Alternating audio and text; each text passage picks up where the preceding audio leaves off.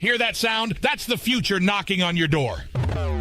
Gear up for an unprecedented experience with HomeBrew AI. An electrifying community of brainiacs, AI enthusiasts, digital alchemists, and knowledge seekers. This is where fellowship intermingles with creativity. Build bridges with fellow trailblazers, plunge into intellectual odysseys, and let your synapses jive to the cadence of progress. We're embarking on an ambitious endeavor to chronicle the singularity. So head over to HomeBrew AI, where the news is hot, the ideas are brewing in the singularity. Well, that's for you to find out. All right. Well, how you doing, Johnny? Let's start with that. Can you hear me? Okay, Johnny's looking very bewildered. What's wrong? What? So on MacBook, Discord does not have access to system-wide keyboard settings. So I have to enter a password to use push to talk. And obviously I'm on a MacBook. That's my girlfriend. So I got to figure out how ridiculous is that? That Discord doesn't have the ability to set a key command, a key bind for push to talk. So glad I have you. It does not have a, like who would conceptualize that? Like, why wouldn't it have permissions on your keyboard? You can type on the fucking chat. Isn't that giving you commissions to the fucking key? I mean, I don't know, Johnny. I swear when Mac comes up, when they come out with their operating system, they're just smoking reefer or something. They're just making shit up as they go along. Okay. We now have Lex. Hello, Lex. Where the hell is Lex? Good day. Where you at, buddy? In Florida. Where are you guys? Is that where you usually are? Yeah. I can't remember. Okay. In Florida, yeah. Jags played today in London. It's been a while. I think Lex has been in like Eastern Europe or something. Yeah, I have been, but I'm back now. Okay. How is that trip going? Very good. Can you guys hear me okay? Yeah, we hear you perfectly fine. I like the backdrop's perfect. It's funny. It's real. Is it real or not? Like, go touch that button. Climb the tree. Go climb it. I don't believe you. Can't get up that high. It's like 14 feet. Come on, you can monkey up that. Probably could. Should I try? No, don't. He falls and dies on the stream. Okay, so I told you guys a little bit about it. We're pretty much hamstrung by Twitter at this point as far as the live stream goes. I have done everything from like different servers, different codecs. It's a nightmare. Like X.com needs to get this shit together. So I'm pretty screwed there. But anyways, we still have Twitter URLs. We don't even have X.com URLs yet. Only the share when you share. See the cowboy hat. Do you think that his insistence on no remote work is like really hampering the development of X? I'm wondering. I think he should allow a bit of remote work, and I think that they have been doing it at his other companies before. If you've proven that you're like, dude, you can fucking deliver big time, or else, because there's so many lazy fucks that are just fucking at home, like, just, I don't know, that are just like, they have the job, but they're not really like performing. Because there is definitely an irreplaceable aspect of if you're working with other people. You just need a bug. Then no, I had some fucking speck of dust landed on my laptop here. In the crack, I hate when there's fucking dust that lands there. Yeah, I think there's a big difference from like a social standpoint and the amount of effort you want to put in when you're in person. Yeah, and like hardware, like some stuff you kind of pretty much have to be with people. But yeah, for just Twitter, I think there's still benefits of being like there's big benefits of being there in the environment, like especially if you're doing intense stuff and people are actually like fucking sleeping in the office for, can I swear or no? Of course. Okay. Yeah. Well, if people are pulling all-nighters for or going crazy, doing crazy stuff, kind of like at the start, because they took out a bunch of people. People had to be there for long periods of time, like making the stuff work. So if it's that mode, people got to be together at the office. But I think 10-15% of people, depending on the roles, especially if you want to get the best developers in the world, some people are just going to be like, no, like I can work for anyone, and I'm not going to come in. Like I'm going to be posted up in Europe or something. Yeah, So, that's kind of what I've been thinking. Like, I wonder to what degree there is like he needs that like 5% of like people that just want to, you got your programmer that just never wants to leave his apartment or whatever, his condo, and yeah, cram out stuff for Twitter. you'd be surprised how many drug users are programmers. So they're some are just like super recluse, and they're just like popped off on all kinds of wild shit, but they deliver.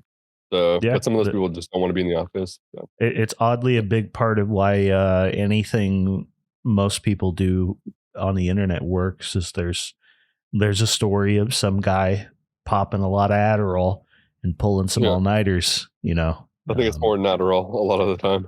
But well, you get my point. I wanted to be a little vague, but yeah, I don't know. It's some strange. people even drink a shitload of Red Bulls, man.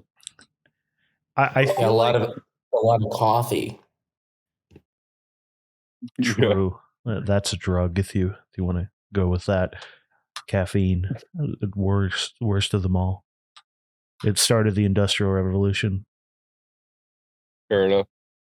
But the thing I was kind of thinking about is like, there's progress at X, but then there's always this severe like lack of progress that keeps kind of coming with certain features just aren't properly working. Like I saw someone who hosts a ton of these spaces now. I think his name's Penny, right?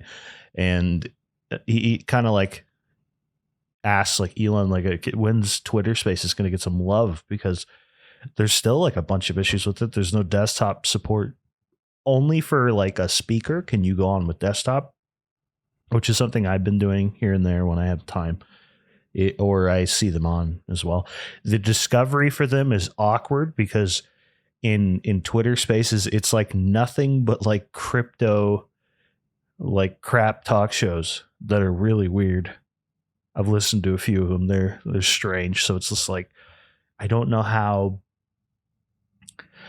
where all the progress is going, or is it literally just like a manpower problem where they're making tons of progress, but like you can't do it on all fields, I'm not entirely sure where they're going with that, but I think they'll eventually get there. Like, hopefully we're only like a week out from, for example, the streaming working properly.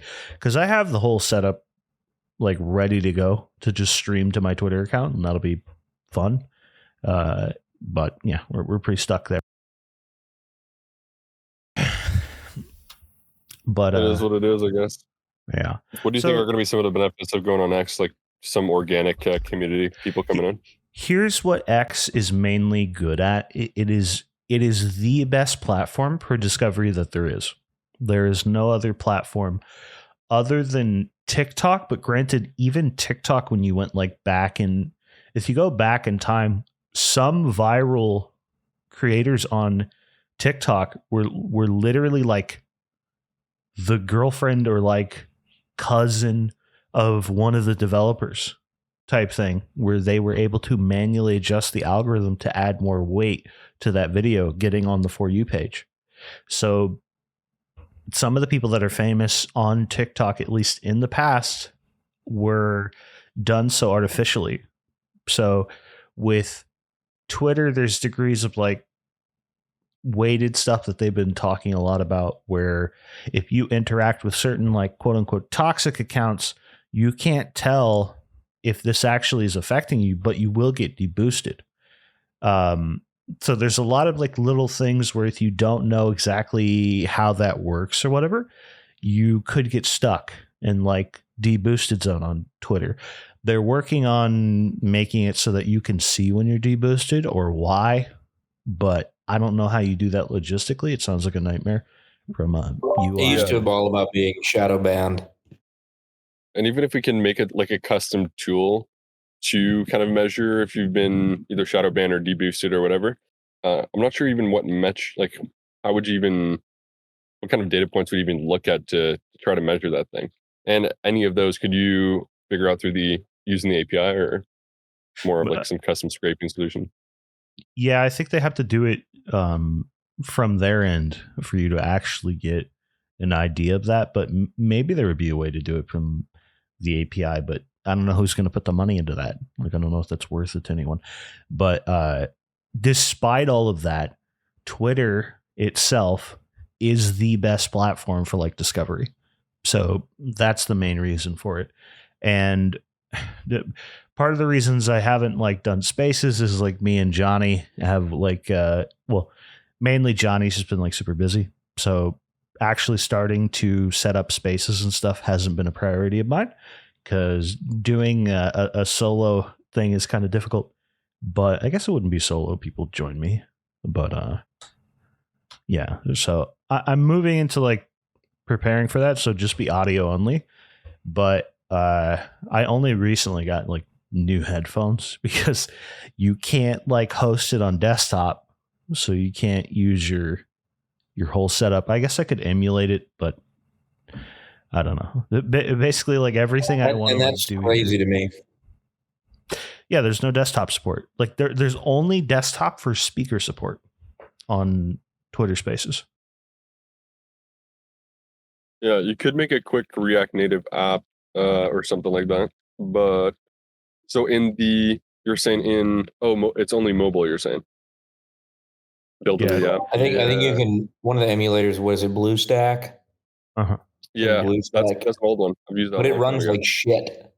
Yeah. So yeah, but there's probably something on GitHub or somewhere where you can run some sort of emulator, or maybe because it's possible you can do it with a VMware virtual Linux box, because technically the Android devices that run on technically a Linux sort of distro. So it's very possible you can make it happen on that, like a virtual box Linux, what is it called, like a virtual emulator of the device, and then you could probably get a Twitter like mobile version on there. Undoubtedly, that's for sure possible. Yeah.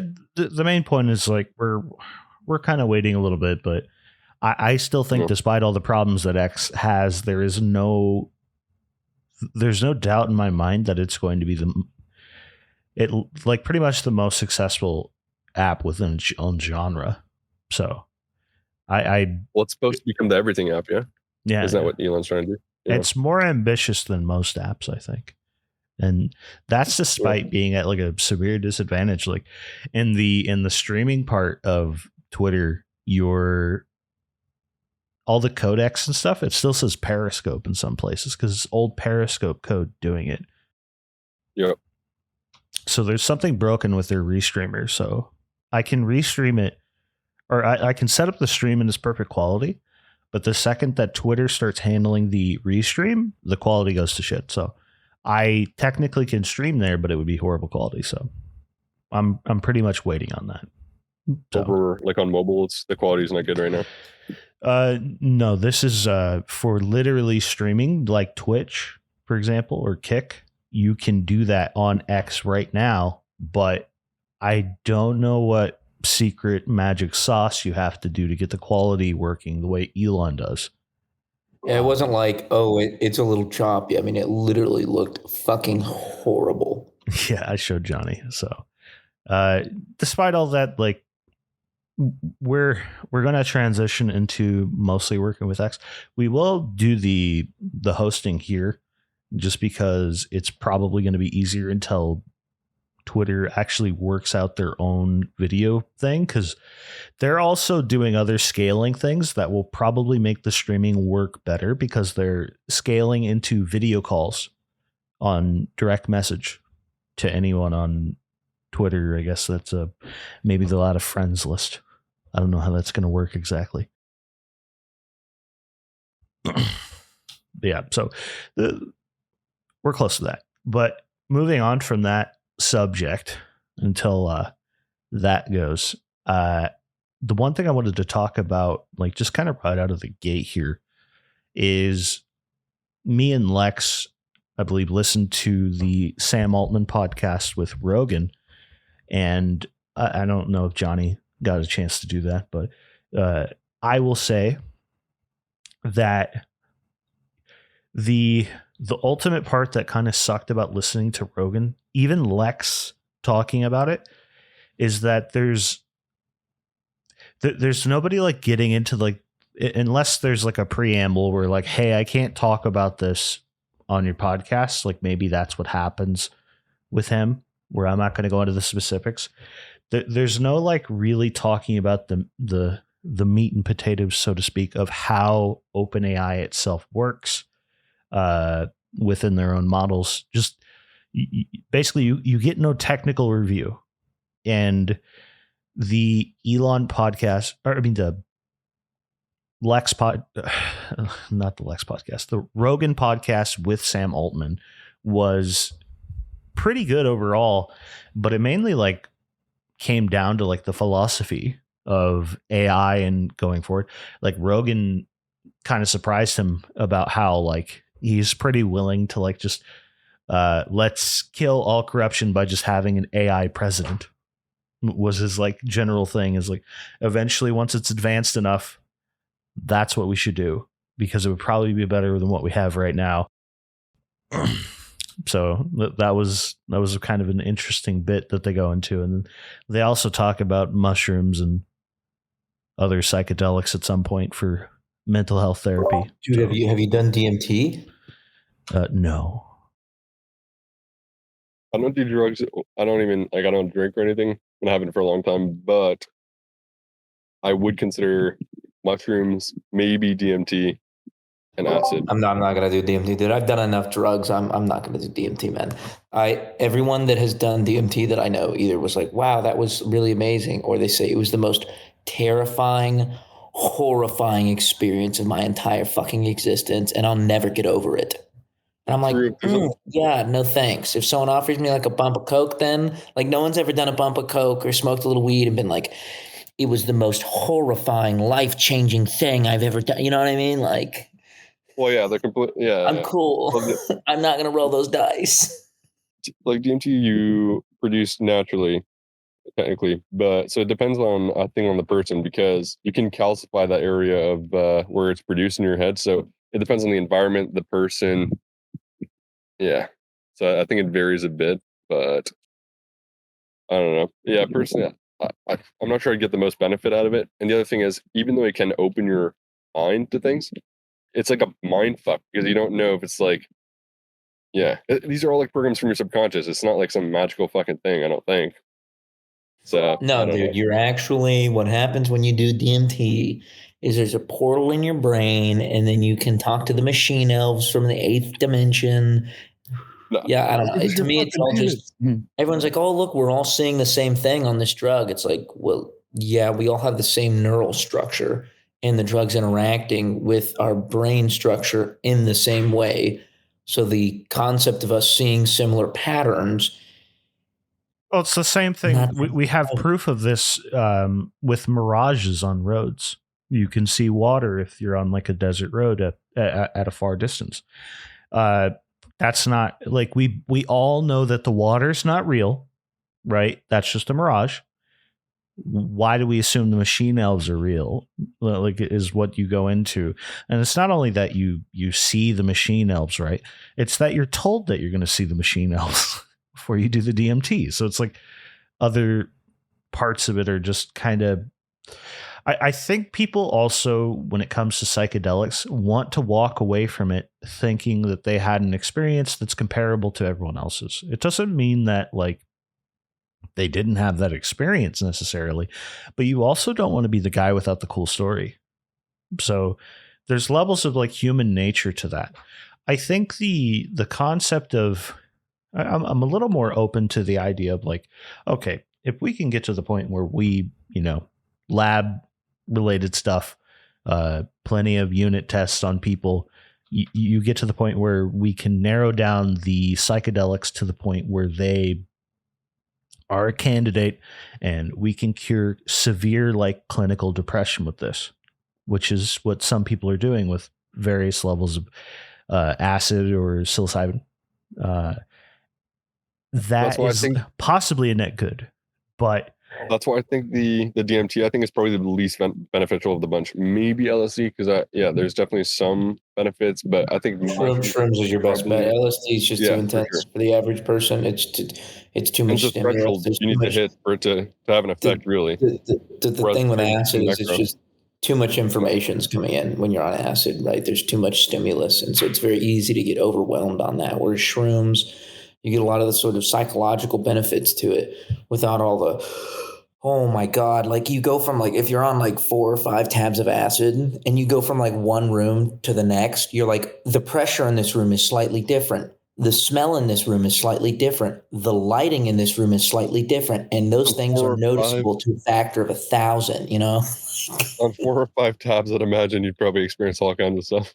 well, if anyone's ever seen a But, graphics card dying, you start seeing like you see like graphics like artifacting, like triangles Yeah. and mismatched colors everywhere. It's just your brain's misfiring, and kind of like you said before, it's like we all have the same like brain structure for the most part overall, and Yeah. you're going to have similar effects with similar. Otherwise, weed wouldn't work, right? So it's just the concept of like we've seen this other dimension, and the machine elves just becomes it's this like self-referential cool guy club where I went and did that. You know, Or it's real and we're just, we don't know. I could be a jackass. They're in the forest. Yeah, it's hard to verify. Like, how would you verify that? That's one. And two, the other thing is, there's a lot more life than we think. The other thing is you're literally on fucking drugs.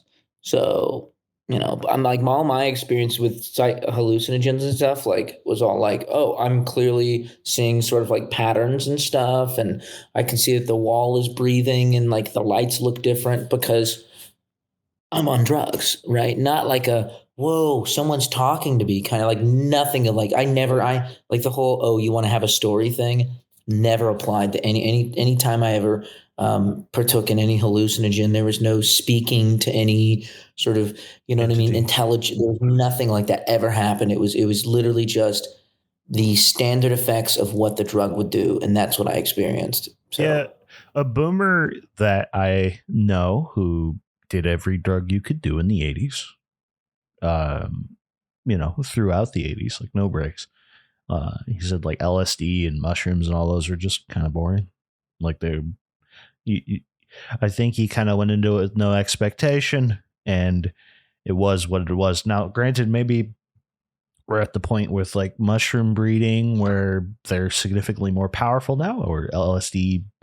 We made the chemical compound better. I don't know, but at least from when I was young and I'd asked about that to this person, they explained to me it's fucking boring and it's not really going to help you. So it was because when I was younger, I was listening to Rogan a ton, which I've talked to before on this podcast about like his overall prescription for life is good, but I definitely am always suspicious of his like latent ability to just be like, just experiment with drugs. Right. And when I was younger, I kind of got tempted to like, let's go experience these things. And this person talked me out of it because they were just like, just boring. And it's probably going to lead you down a path you don't want to go down. And I'm glad I didn't. Yeah, so as far as like experiment, like no one's gonna like do acid or shrooms and then be like, I think I'm gonna pop pills now. Like that's not really like that's not really a pathway. But like the problem is people who are like mentally ill, right? Which is like a large part of like me, I'm fine, right? So I wouldn't have a good time because I don't really want to. But if I got spiked with acid, you know, I'd manage the 8-hour trip or 7 hours, 6 hours, however, because it varies, right? But it wouldn't really cause me any harm necessarily. But if I like have these latent tendencies towards like paranoia, depression, anxiety, and then I'm like consistently doing these things in like maybe not a positive environment, right? Or you're a mentally weak person, like mentally weak people should never experiment with hallucinations. So if you're like, oh, I'm really this or I'm really that, or I've got these diagnosed things, like, no, you should not, unless a doctor is like, hey, you have depression, try They some shrooms, acknowledged. right? That's a little bit different than like, oh, I'm super fucking anxious.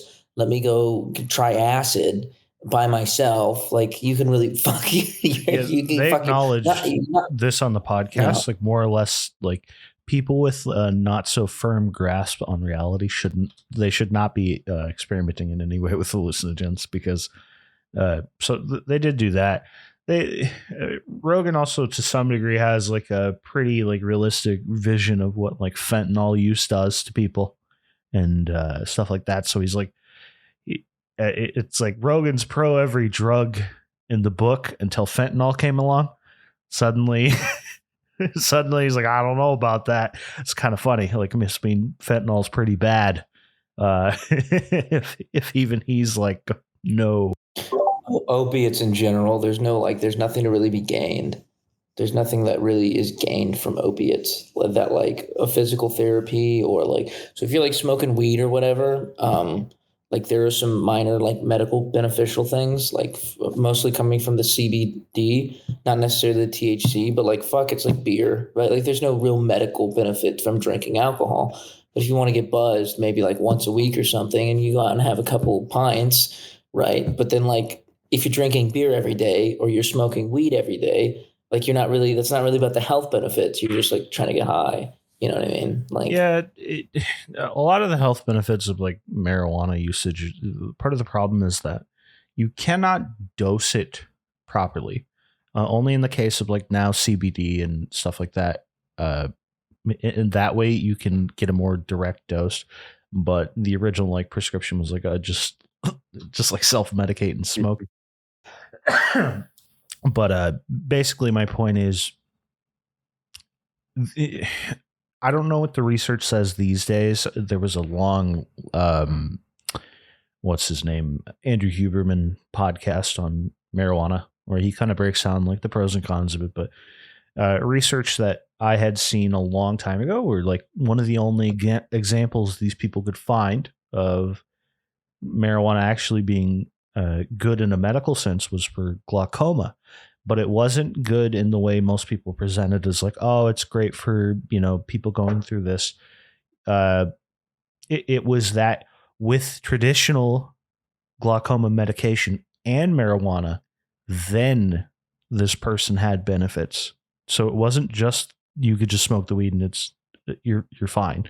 So there's potentials for it in certain ways, but I think people's over zealousness about like how beneficial all this can be is a little optimistic to say the least. So overall they did talk a bit about that, and then obviously there were acknowledgments, but one of the things that like Sam Altman said, I believe it was psilocybin he did, where he did it at some point, and I guess he had some situation where he had like no drive effectively, and just, kind of like depressed, and he said it like solved it in like a day.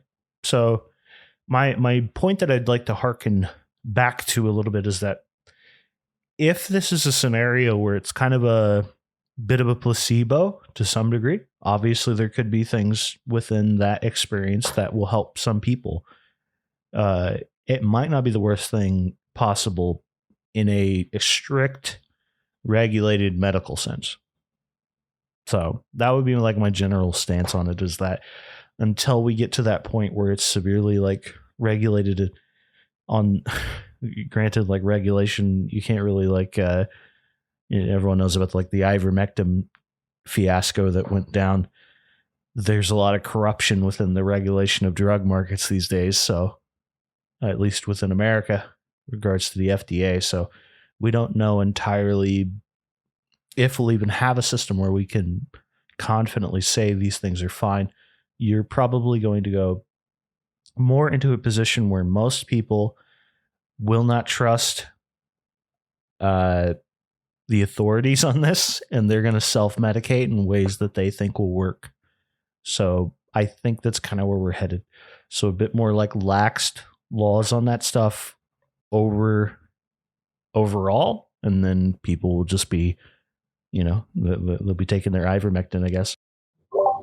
Well, I think it's the same way with like the NHS here. So I've been prescribed my ADHD medication. Take my ADHD medication. Take a very low dosage. Used to take a high dosage.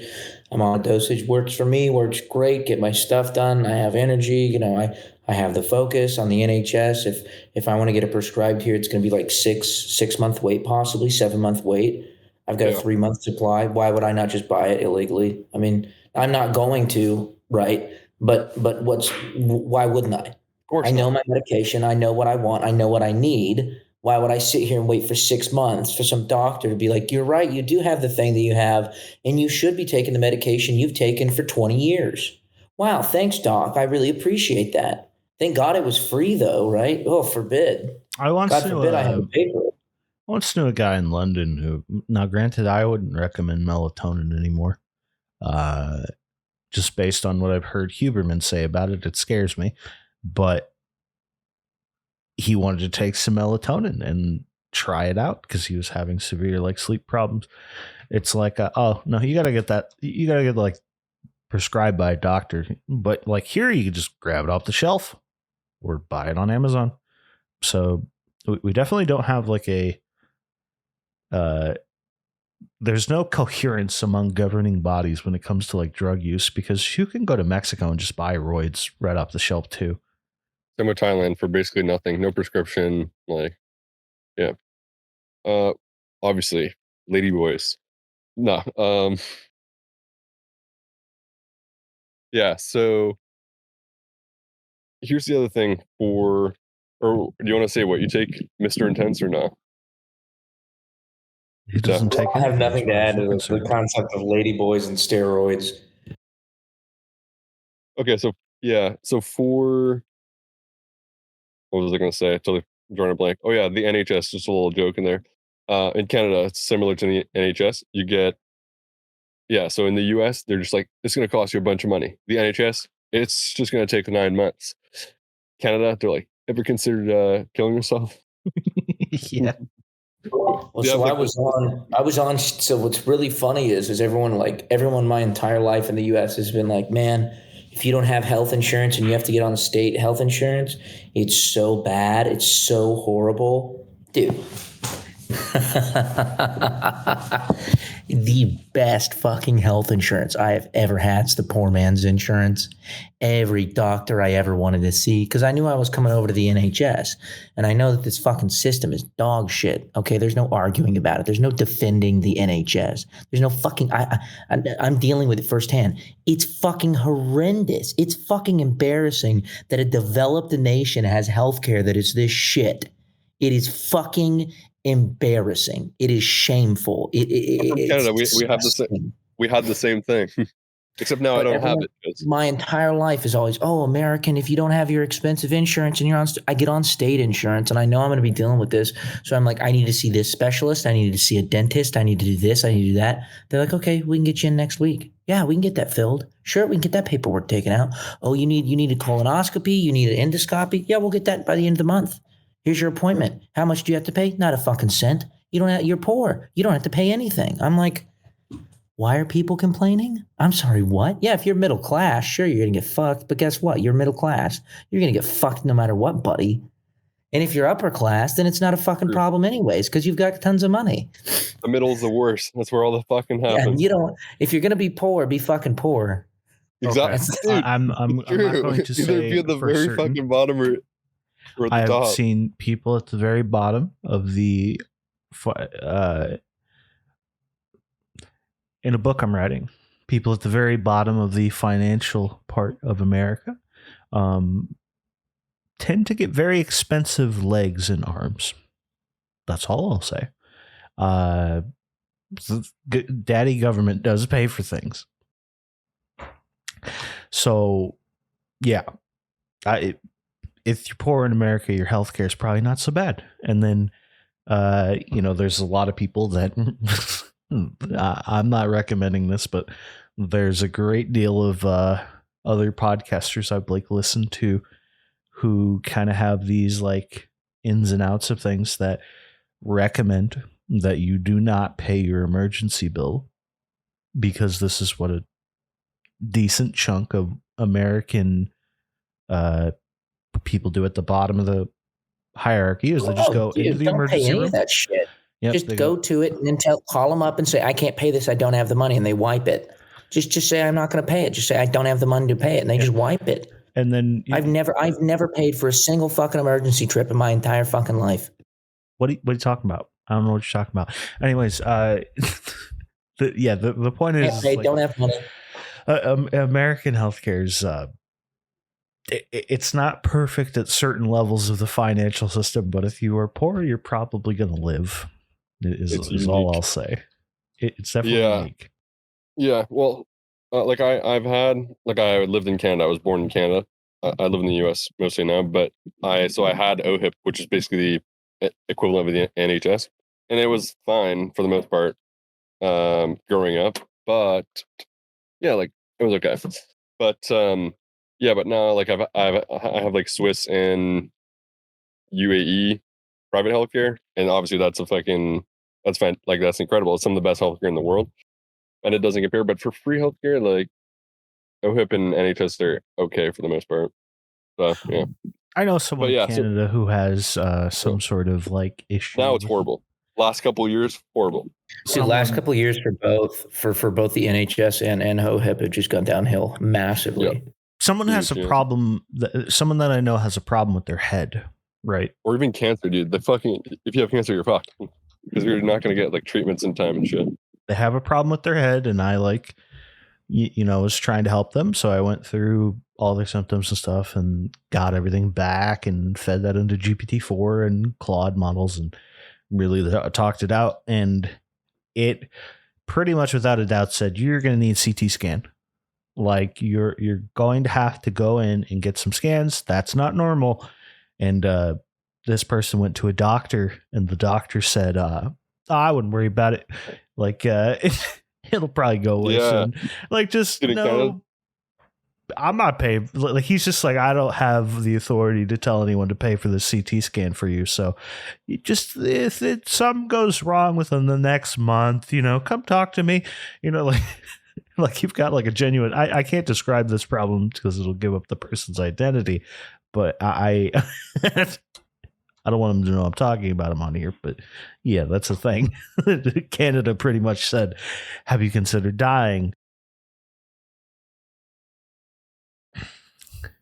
So that meme is alive and well. Yeah. Did they actually suggest that? May as well have. They just said, come back in a month. If there's I wouldn't worry about it. Well, like literally assisted dying is a thing in Canada. So for me, when I had my esophageal ulcer, it was right next to where my heart is. Like the exact same height is where my heart is. And so I'd get these really sharp throbbing pains that would be rhythmic with my heartbeat. And I would literally grasp my fucking chest and go, oh. I'd be like bent over with these rhythmic boom, boom, boom. You know what I mean? Like with the rhythm. And I'd be like, fuck, dude, I'm going. Here it is. And this had happened like 3 or 4 times within like a month. And I'm like, I got to go in to get, I got to go in because like I need to go in to see if something's wrong. Because I'm like, I even went to like a walk-in clinic and I was like, am I going to die? Like, what the fuck? So eventually, but they tell me it was just a fucking ulcer, but it fucking hurt so fucking bad. But that's why but the doctor's like, yeah, okay. They're like, it's probably an ulcer. That's probably what it is. You have a history of acid reflux. I'm like, yeah, but it just feels. They're like, okay. We'll do some cardiovascular tests then. We'll run you through the litmus of it. And I was like, okay, cool. And they did, and it wasn't, but they still did it for me just for my peace of mind. You can get cramps near your heart that kind of feel like a heart attack, and it'll confuse the shit out of you. It really happens. Now, if you're having like a real heart attack, you'll usually know, but I've heard stories of people who had heart attacks and just had no idea. Same with like strokes. Like you can have strokes and have no idea it ever happened, like mini strokes especially. So. Well, and it's the breathlessness. So like obviously when you are in that much pain and you start to panic a little bit, you will get like lightheaded and you will kind of lose your breath a little bit because you're kind of like in the back of your head, you're like, oh my God, am I having like a heart? You know what I mean? So then you kind of stress yourself a little bit. And then so you do kind of like oh, I can't fucking breathe. You get like really stressed. You'll start having like an anxiety attack, which an anxiety attack can also feel like a heart attack. So when you have like both of these going at the same time, dude, and I was driving on some back roads at like 65 miles an hour. And I was like,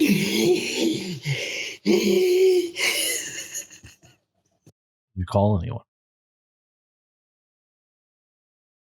Yeah. I think that ultimately, like, the failings of various healthcare systems, some people, I think we're just headed towards like the brute forcing of these things, where like no matter how bad your system is, everything just gets cheaper because of, I mean, even with like current technology, there are like little robots that are like basically your check-in bot that comes up to you. What's your name? Sign in. That's like one less person you need to pay to keep the office running. when some of this shit's just kind of unethical. Like if I went in there and I was like, hey, I want oxys because I want to get high, and you prescribe them to me, that's like more ethical than if you're like, hey, this is really going to fix everything for you.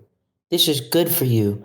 You'll live a much better life doing this Oxycontin. If I'm just like, I want to get fucking ripped, give me some oxys. And the doctor's like, here, this will get you fucked out of your mind.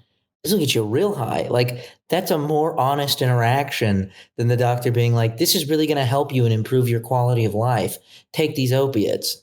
Like, how fucked is that? I had a friend who recently broke his arm, and I have like a routine I go through whenever someone has some sort of surgery or something to that effect. You get very often prescribed opioids here in America.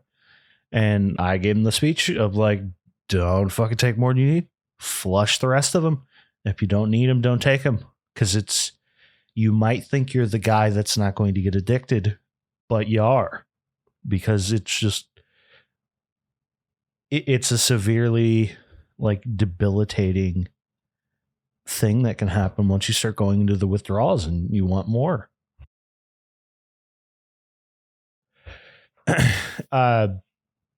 So Lines in here posted the Dolly image. I did want to talk a little bit about Dolly. It made me realize something. Dolly 3.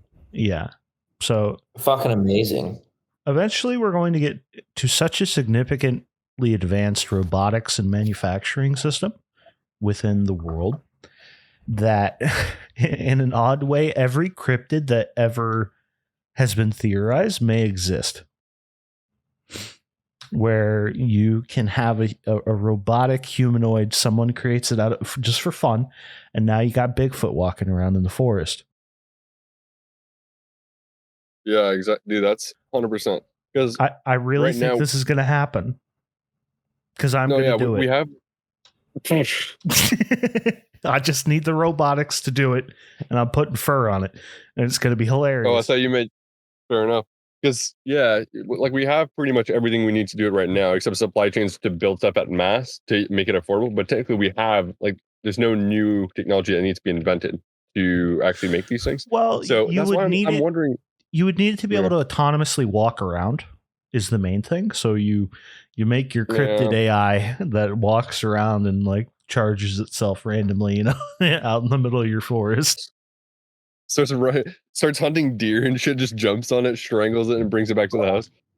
I'd say on a more sort of like specifically related to Dolly 3, I think we're like maybe one generation away from I generate something and like I generate a photo of you and like a girl sleeping together, and then I give it to your girlfriend and it's fucking indistinguishable. Like Dolly 3, some of that shit already looks super fucking real. Like I have to like look and I go, okay, right here on the pupil, there's a little bit of reflection that's kind of off. But it takes me for the hyper realistic ones they're doing. I can find, okay, so there's the one with a girl holding a cat, and there's just one area where the whisker, if you zoom that's gonna in, get fixed. So a little bit, tiny little bit of issues. You know what I mean? That's gonna get fixed. So within, but if you think about real quick, he's saying it's going to get fixed. Yeah, like these are just like little things that have to get ironed out because it doesn't necessarily need to be it doesn't need to be. Oh, okay. I thought you meant we're gonna fix like the figuring out whether or not it's real. I don't think that's actually. Well, maybe no, but I just mean that they're gonna get like indistinguishable And like we'd have to train an entire AI, multiple generations on the fake images to find out if they're fake, and which are always going to be getting better. And the generative sort of analysis AI that decides if it's fake or not needs to train up generation after generation, right? And so, but the DALL-E style it's already got fucking a big head start. So like there's like and when it comes to which one does the video generation? That's the Runway ML. Yeah, and the second generation of that, I'd say about like third or fourth. I'd say about like fourth generation we can do video, but photo, like hyper realistic photo, I can send out. You cheated on your wife. Here's the photo evidence. Print it out, show it to them. I mean, this is just the start of it, right? Where close. eventually we talked about on one of our podcasts a few episodes back about the concept of going in and there's going to be like a synthetic human in your nightclub, figuratively speaking, and you're going to be shocked when you bring it home and find out it's not a robot, like it's a real person, right? And there's going to be this uncanny thing that's going on. Oh my God, you're a real person? Ew, I thought you were a robot. Ugh. Depending on the degree at which you're targeted as an individual, right? You could get to the point where people, you can use your imagination. They're targeting you in this way with some sort of humanoid. So the FBI is going to be sending out like these bots, so they won't need fake birds now. They'll just have like humanoids. Exactly. They'll have humanoids going like, yeah. So it's not even just that. Like now we have. I always like to talk about this, but like eventually, like we need AI to be a defender agent so bad at some point, and we're getting the tools to do that. I've been shown based off of a friend's startup who is pretty far along in what he's doing, but he's effectively making an everyone. Jesus Christ, Lex. He's effectively making it so anyone can have an assistant at all times. You can even call it on your phone, right? But now with GPT-4 Vision, he has shown this thing, websites, ton of websites, specifically scam websites. And this is important for elderly people, where when these websites pop up on their phone or whatever, they can send the screenshot over to their personal assistant AI. Oh, that's a scam. GPT-4 Vision is perfectly capable of figuring out whether or not something is a scam very quickly. And you might not even need vision for that, though. We could, I don't know if maybe you could fool it, but you could probably just use source code and some machine learning algo to figure it out. Yeah, I don't know, because the old people ain't gonna be doing that though, dog. No, but built into the browser. Old people ain't gonna be doing he's saying built it. What even with just having the image capability, the image capability, your assistant looks at your screen. Your assistant looks at your screen. It asks you to take a picture real quick of something. You know, you see some sign, you have no idea. Hands-in experience. Jesus fucking Christ. Anyways, I'm derailed now. What was I saying? Effectively, we are getting to the point where it's going to be an arms race at every level of humanity. When it comes to fisting's always an arms race. Can be a leg. You set me up for that one, you stupid piece of shit. You deserved it.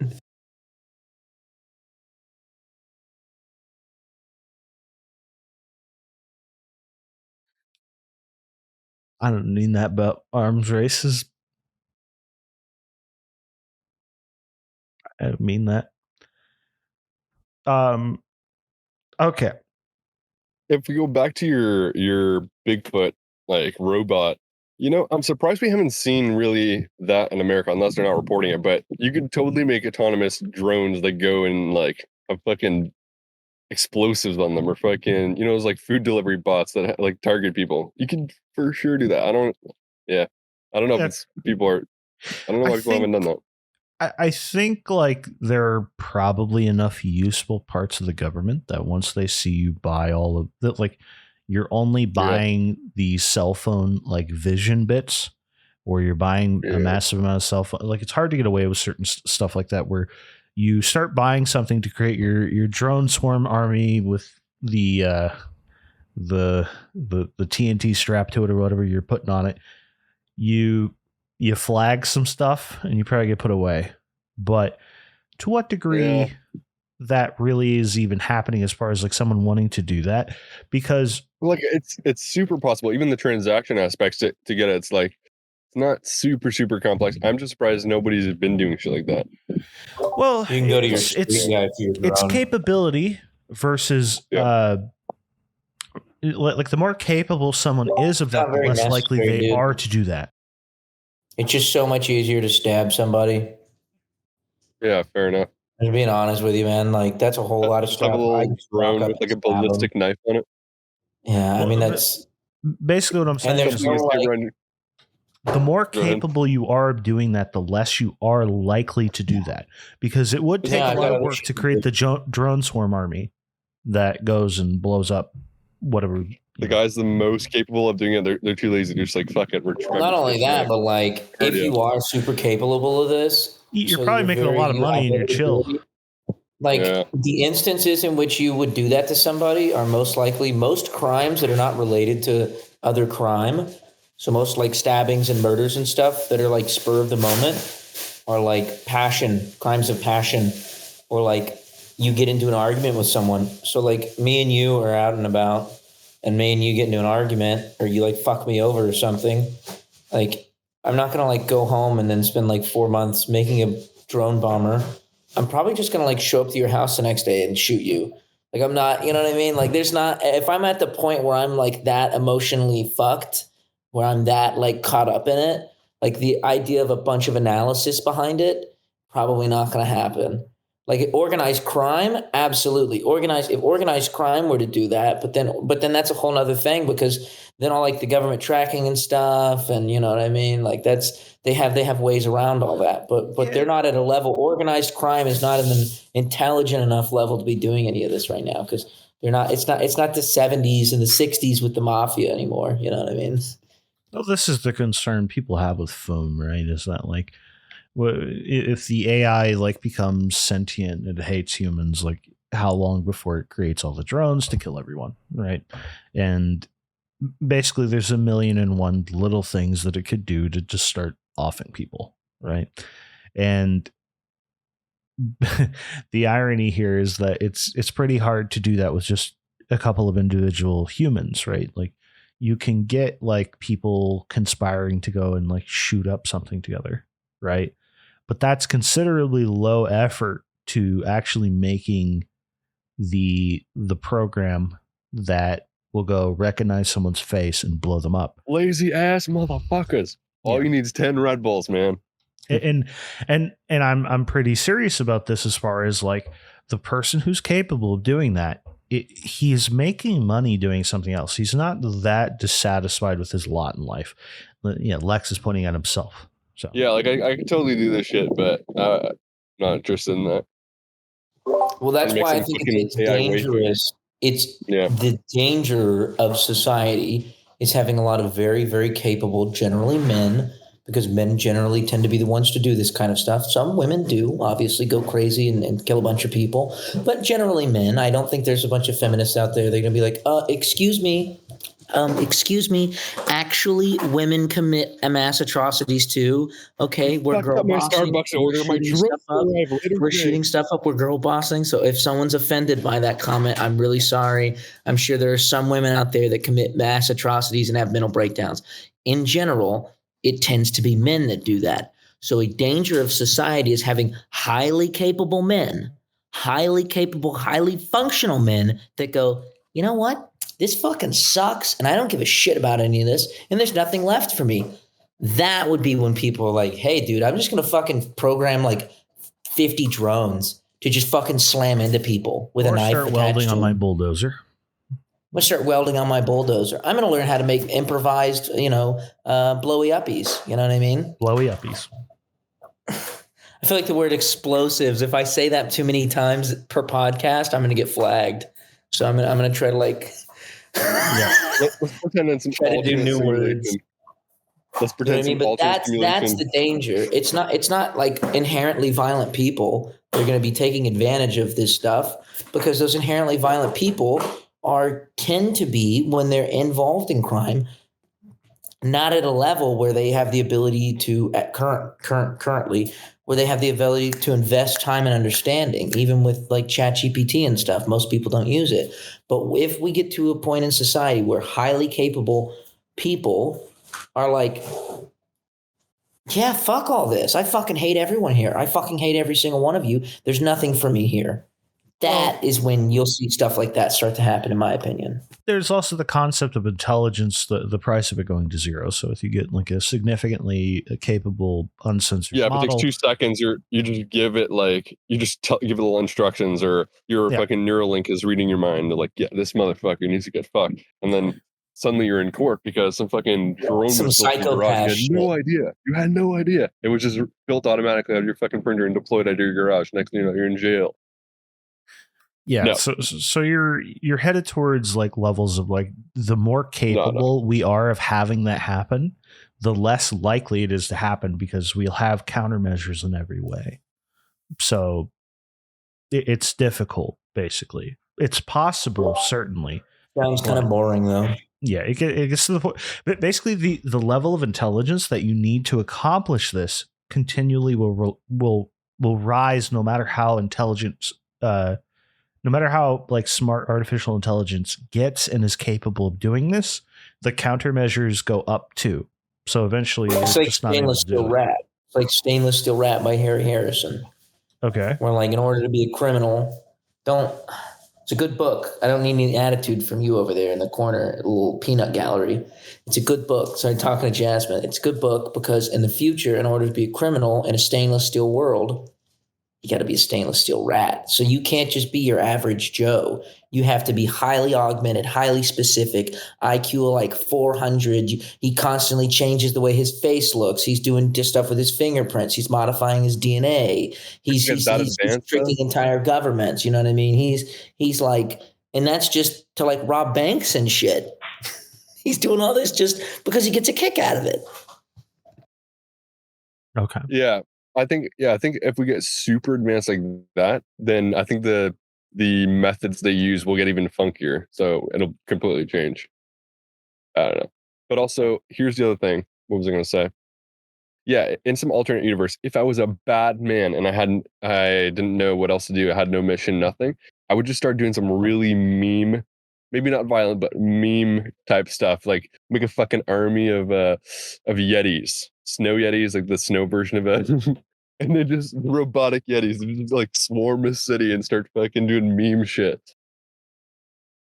They start Fortnite dancing in front of everyone, freak everyone out. Well, you could go a bit further, but they drop boogie bombs. Yeah, I don't know. Maybe like fucking slime launchers or something. Program a bunch of rats, like rats with like little rat robots, but they've got like a corrosive, and then have thousands of them, and then have them just go out in the public transport and just corrode a bunch of the stuff, and then the fucking. I mean, that would be, you know what I mean? Like, there's going to be some. That is interesting. Like there's an interesting concept. That's some supervillain shit. You're muted, by the way, Lex. But there's an interesting concept of eventually get to the point of like genetic modification can be done in your garage, right? So I modify some rats or whatever, and now I have tons of embryos of these rats that will turn into like dog-sized creatures that will go out and do my bidding. This is possible at some point. Likely, it's like in Skyrim, underneath HomeBrew Meadery, the Rat Man. That's a niche reference. Yeah, very niche reference. Who else played Skyrim? Raise your hand. I did, played it, but I never met this Rat Man. Thieves Guild. Remember when you do the Thieves Guild quest line? Yeah. Okay. Okay. Do you know when you do the Thieves Guild quest line and you have to poison the mead at HomeBrew Meadery? Okay. Okay. Well, there's a guy in the basement, and he got kicked out of Whiterun or something, and so he started amassing an army of rats to do his bidding. And he's got this journal where he has like this schizophrenic rant where he's like, they're gonna rue the day. My army of rats. We're gonna go into Whiterun and we're gonna rat it up. I might remember some of this, but okay. Yes. This could He be. did nothing wrong. Okay, he This did could be a bit nothing of a. wrong. Now this can segue a bit into the. Do you know the Pied Piper story? Where it's like the dude's like he unleashes rats into the fucking kingdom, and then he goes to like the king or something. He's like, "Yeah, if you pay me, I'll get these like rats out of here." Okay. But he's the one who like brought them out. So what if those sorts of hustles come out? You can start making like rat armies that you can control, and just start going for like, just go to like the government and shit, and be like, "Yo, I can I'm take now care reminded of this shit, man." I'm now reminded of the guy that bred all the frogs in his neighborhood. Does anyone remember that kid on TikTok? He got really famous. He like bred like I don't know, it's like 100,000 frogs or something crazy. I don't even know how he did it, but they went all over his neighborhood, and there was like other TikToks corresponding to that of like people's like porch, like just surrounded by frogs. You can't step, you can't open your door, they hop in. There's so many all over the streets.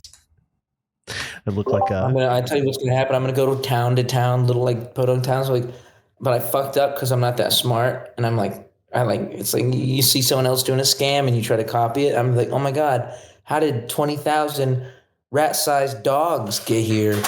Oh no, I could get rid of these rat-sized dogs. There's 20,000 of them. Who got them here? Who knows? Who knows how they got here? And they're like, yeah, they're not that big of an issue, man. They're kind of cute, to be honest, and we kind of like them. And I'm like, well, I can get rid of them. The rat dogs. They're like, yeah, we're cool. I don't know what happened, but here we are. I think that we're going to need defense against the rat dogs that Johnny will create with his robot army. I just want to have a fleet of Tesla bots that I go have do things. And you guys want robotic Yetis that terrorize neighborhoods. Yeah, and to help like finance it, what I'm gonna do is they're just gonna do part-time like Uber Eats deliveries. Those fucking Yetis. I'm picturing Bigfoot in like a pickup truck just driving around with a pizza thing on the top of his he's running, man. Like a fucking animal. I just fixed New York's issue. New York has like the sewer rats that are fucking huge, right? They got the big rats. We need to Neuralink them motherfuckers, right? And we just get them to do Uber Eats. We get them big cocksucking rats in the sewer, right? We train them up, call him like Mr. Squeaky. You know what I mean? Like, oh, Mr. Squeaky, go on out there, do your thing. And he's like, you're gonna accidentally create the Ninja Turtles by doing this. Little cheeseburger. Right? He's like delivering you a cheeseburger and stuff. And you saw Ratatouille. You saw what they can do in the kitchen. You know what I mean? We could get them running the whole fucking restaurant. Or we have bot people. Delivery. Hold on. We have bot people. Like we have the Tesla bots and shit, but to conserve like battery, we can't have onboard GPU. So we just have like a couple strands of hair and then some like fucking rats pulling them, like controlling them. So we just have the genetically modified mega rat. Put a rat brain in there, but give it like awareness and consciousness. So it's like aware that it's not like in a rat's body anymore. So it can have that like eternal sort of like suffering. Because I need that. I need that in my robots. I need a twist. You know what I mean? And it runs on basically nothing. Like, what do rats even eat in New York City? Like fucking dust and shit. The utility of this makes sense, but it is absolutely absurd that someone would eat a taco off of the little saddlebag that the rat dog like rolls up to your house with. That's what I'm picturing in my head here. Like, I feel like wheels are simpler. Okay. Have you seen the video of the rat brain that they took out of the rat, but they put it in something it can control and it didn't know, and it was just like back and forth? I like that. That's fucked up, and I like it. I think it's super fucked. I think it's like some of the most unethical shit I've ever seen in my life, but I want to see more of it. I want to see like. There's an old photo of that. I don't even know if it's Photoshop, but Please. There's an old photo that I don't even know if it's Photoshop, but it's like I think it The might gator. be Photoshopped. It's so pizza gator? fucking no, not we're not Okay. talking about gumbo slice. I'm talking about it was like some Soviet experiment where I think it might just be straight up propaganda, but they like attached a dog's head to some like robot machine and they tried to like get it to work, but the dog died. They could never do it. It's just like sad, like fucking story. Johnny's over here just trying to mend machine and animal together for no reason. You could just have the machine, Johnny. We took this cute little animal and we took away all of its flesh, and then we gave it consciousness and awareness of self, and then fear of its own mortality, and then we taught it to play sports for people's entertainment. It's not for no reason. You think it's for entertainment purposes, but then they keep getting more advanced for some reason. They start cooking up potions and shit, become the master race, and just fucking start fucking slaving away humans. It's Rats, terrifying. man. It's terrible. Yeah, you thought it was can't gonna be trust robots? rats. You I thought it was hate gonna be rats. robots, aliens? No, big rats. You can't. Rats are untrustworthy. You ever seen them wash their hands? Raccoons are the same thing. Anything that like sits and washes its hands, I'm like, nah, I don't. And then do like the little wash itself. I'm like, nah, you're thinking too much. That's too much thinking. I don't like animals thinking too much. I start thinking, no, we need to. It's like the fish that's coming up out of the ocean, trying to grow legs. Just kick that motherfucker back in there. You don't get to evolve. I'm at the top of the food chain. Get back in the fucking water. What are those lungs you're trying to develop? No, not allowed to. I'm speechless at this point. I just wanted to talk about cryptids and the fact that they'll probably, funnily enough, be made, but you guys are trying to enterprise this process and make it more horrific. Did you guys see that 3D printed fucking steak? It looks disgusting. Yeah, it's horrible. But if it's like $1 for like a big steak, motherfuckers be buying that shit. Then I have something to feed my rats.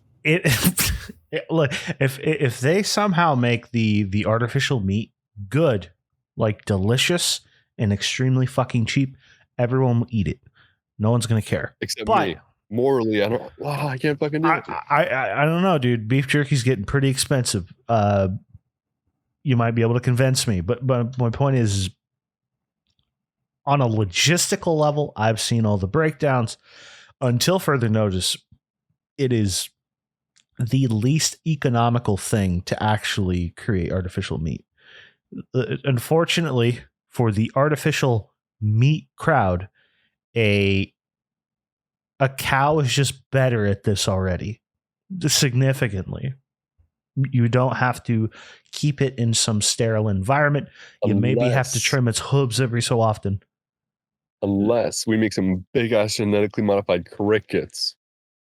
Motherfuckers are gonna love that. Why can't we just make a genetically modified fucking cow that's bigger with better steaks? Like I would rather do that. Cow. That sounds more efficient. Like a huge cow, like a 10x size cow. But I mean, I have seen those. Two problems. You ever seen those really buff cows? Yeah, I think so. But it solves two problems. One, you get a huge cow, so that's like a lot of meat and only one cow. And then the second problem it solves is because it's so big, it's harder to like tip, so less cow tipping. Take away the cow's ability to sense pain, evolve it to where it has no pain receptors, and it just grows massively, right? But then still keep its consciousness, evolve its intelligence so it has self-awareness, and then slaughter it. Well, in the X-Force series, they actually do have like these. Basically, it's a thing without even a face on it, and it just. I don't even know how they feed it. I don't remember how they explain it, but effectively, the aliens they think it's like amoral to have livestock, right? So you just genetically modify what used to be their livestock into something that like just grows fat and muscle, and you can eat that, and that's your barbecue. I think we could get to that point, but realistically, a cow's life is not. I think people get too hung up on like the morality of it, and even like the morality people don't give a shit about for the most part. Of like, I'm gonna eat the fucking cow. I don't care. That thing's delicious, right? You ever have a really good brisket? Amazing, right? But the point is, the way they're trying to push this is through the climate change argument, where it's like cow farts are literally like destroying the world. But the common now comparison now is like cow farts are destroying the world. Meanwhile, in Kuwait, they're burning like 40 million tires at a time, burning them. Big So you fields admit it, of it's tires. propaganda meat. Yes. But like the fucked up thing is like, Yeah, for sure. like I agree with that argument. I think cows are like fucking up the environment. And I keep eating as many as I can, but they just keep fucking making more. And I'm trying to kill as many as I can and eat them, but holy shit, they just keep making more. Like I'm not like, dude, I have high fucking cholesterol. I am suffering from health problems, but I'm trying to save the fucking environment over here. I feel like I'm the only one putting in any fucking work. Thank you for your service, Johnny. You're doing God's work. Very relatable. I'm trying to stop the cow farts, man. Go ahead, Lex. No, I was just saying that's relatable. We should, yeah. Any other meats? Because there were some tube grown meats. The goop one I'm showing you is like a 3D. I have kind of. some tube grown meat.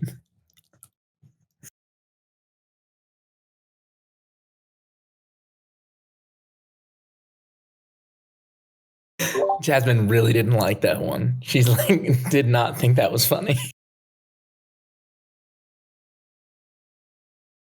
Please keep talking about your tube meat. Please, I want to hear about it, Lex. Yeah, that's all there is. I'm not touching that shit. I'll have some fucking Japanese cows eating fucking some premium shit. I'm not eating some fucking What is that? Wagyu Beyond sausage. I don't know if I should be AKA disgusted or upset I don't have foreskin. I'm not sure which one I'm feeling more right now. Yeah, now you know what lesbians have to deal with. Fucking, it looks like you're eating like a sad mole rat. That Beyond Sausage Impossible Meat, like it's not. I don't understand why you would eat that. We truly have gone beyond sausage. The other point that people always made about like vegans is like nobody is trying to make your meat look like a vegan dish. They're trying to make your vegan stuff look like a steak, right? You lose the argument there.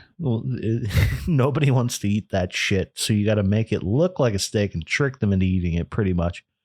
I remember some serious gaslighting, some propaganda. Non-consensual vegan consumption's what's going on here. Straight up banning animals. I remember like a decade ago, my family like started buying these veggie burgers, right? I don't know what the fuck these things were made out of, but I guess it was the Impossible Meat before the branding showed up, right? And I remember them just being like, oh, these are so great. They're so healthy. I love them. And then like ate like one pack of them, bought another pack, like can't wait to have more of those. And then they sat in the freezer for like 4 years. And I found them one day and was shocked because it was like at the bottom of the, like a deep freezer. It just got lost in the sauce down there. Why did nobody eat the veggie burgers? I thought they were great. And it's just, this is the ultimate thing with most. Maybe it like requires like severe governmental regulation, which is kind of what it looks like they're trying to do, to actually get anyone to eat this shit. Or no matter how good your intentions are, they're going to be left at the bottom of the freezer. If you would have done like ban meat, you need to like make it illegal, and now you can have this high margin lab grown shit. I mean, like if they would have given me like a regular ass burger and then like they would have done like a veggie burger mix to the side as a replacement for like a potato or like wedges or something like that. And they got a little dipping sauce, you know what I'm saying? Something like that. I'm absolutely down for it. But I walked out of a fucking restaurant here in England because they think that a chicken sandwich is a fucking burger. I walked out. I thought I was going to get a burger. It was chicken fucking sandwiches and veggie burgers. There was no real burger. It was a lie. I got pissed. I left. I said, Jasmine, I can't be here. This is bull. I've been lied to. I've been fucking deceived. There is no burger here. That is a chicken fucking sandwich, and that is vegetables between two pieces of bread. There's no burgers. And it literally says burger in the title of the fucking restaurant. I walked for like 20 minutes to get there. Do you know how hard that is as an American? It was like a 3-day walk, Jasmine. If it was a minute, it was an hour. If it was a minute, it was an hour. If it was a minute, it was a fucking hour. So much time gone. Also, England's not known to have good food, like at all. It's known to have some like shittest food on the planet. I like the food here, like the actual English food here. I'm gonna be. This is gonna be a hot take. All like the non-English food, like the kebab shops and stuff. Yeah. It looks fucking disgusting. Like all the like, I don't know how to say this without being really fucked up. Like all the like sort of like the really cheap ethnic food looks like it's gonna have food poisoning issues. Like the really nice stuff, like the chicken tikka masala place. There's like there's a couple Chinese restaurants that look really nice. There's a couple Indian restaurants, but like the like where you would normally see like a really shitty Taco Bell, instead, like that's kind of like their replacement for that, I guess. It looks fucking terrible, but like Sunday roast is fucking fantastic. Blood sausage is fantastic. Beef Wellington's really good. But the problem is English food looks horrible because they are a people who are built on soups and stews. And soups and stews do not look appealing at all. Like you'll never see someone get a nice soup and then like take an Instagram photo and people are like, oh my God, that looks amazing. No, it looks like chunks of shit in liquid. Like that's what a stew looks like. It's good. It tastes good, but it looks terrible. Like your average English person, it's cold, it's wet, it's rainy. What are you eating? Soup or a stew. So they didn't, only in the last like however long are they, I feel like, eating other things. But bangers and mash is good. Yeah, and the beef Wellington's pretty solid. Quality I is a think lot better. the best restaurants in England are non-English restaurants. Like they have a bunch. They have the top. I think some of the top restaurants in the world, like Michelin and whatever, and none of them are English food. I think it's like French. I'd say the best and the worst. I think the best and the worst. I say the best. Where are you? Best and the worst. Where are you in England? London. Are you? Yeah, I'm in London. Yeah, the best restaurants here are like some foreign places, and the worst, most disgusting looking are foreign places. Like it's just like your French restaurants, again, your Indian restaurants. There's a lot of like Turkish places, Greek places. Like so, there's the best looking. And then at the same time, you go down like the wrong street, it'll be the exact same food. And I'm like, there's shit particles on some of that. There has to be. I've worked in a restaurant. I'm seeing what's going on back there. You're wiping your hand on your. I know you. I can see the change. Because I've worked with people that have done that before. I watched people in a kitchen before do that at a place I worked. They're like sitting back there doing this and then like making a sandwich. Little crack scratch. Little crack scratch, and then go back to making the burger. Little crack scratch and then charticles. I want robots to run restaurants. Nando's. Terrible. Fucking terrible. Not good. No, not for what I was told. I liked it because I eat shit because I'm an American, right? So I eat trash. I eat garbage. Are you close to Mayfair or no? Are we close to Mayfair? No. We're northwest. We're northwest. Oh, dude, which is west. You gotta go in Mayfair or like Harrods and shit. Around Harrods, this like department store or not department store. This like fucking shopping mall. There's some sick places. Five Guys is so expensive in general here, outrageous, dude. Like they're like, okay, so we're gonna need your left testicle, and we're gonna need the lease that you're paying. We're just gonna need you to hand that over, and then you'll get a burger and fries and some financing on it. Yeah, I walk away of spending like if I paid for like 3 people at Five Guys, I would walk away having spent like $80. It's like 60 pounds. Yeah, it's like 60 pounds. It's like, fuck this, it's crazy. Yeah. But Nando's was disappointing because all the English are like, oh, I'm gonna have a cheeky Nando's. But like for an American, it was good. But like if I think about like how the rest of the world eats food, it was shit. Like for me, That's it why, was like, good, but like I'll eat out of a trash can. I'm from the U.S. Like my standards are they're so low. You're still muted, Lex. I was gonna say, yeah, America's food is, but dude, Chick-fil-A, man, not too bad. Also, Chick-fil-A is good. Japanese, it's hard. It's easier to find good Japanese food, I think. I've heard you Yeah. can In the pretty U.S., much there's eat tons of anywhere in Japanese Japan. places. Yeah, just not in Florida for some reason. That's because it's a big huge Cuban population. So you're gonna find a Yeah, lot of Cuban-based food. California, Massive New York Cuban. City, a bit more. Dude, Yeah, you well, should move that's to the UAE. California makes sense because a lot of Japanese people moved over to California. You like So shawarma and like kebabs and shit, or not? I do, but You it do? depends on the shop. It's kind of like I said, Yeah, like if it's a really nice one, but there's yeah, some like little tiny shops that just I'm yeah, like yeah, yeah. I've had Dude, food poisoning too many.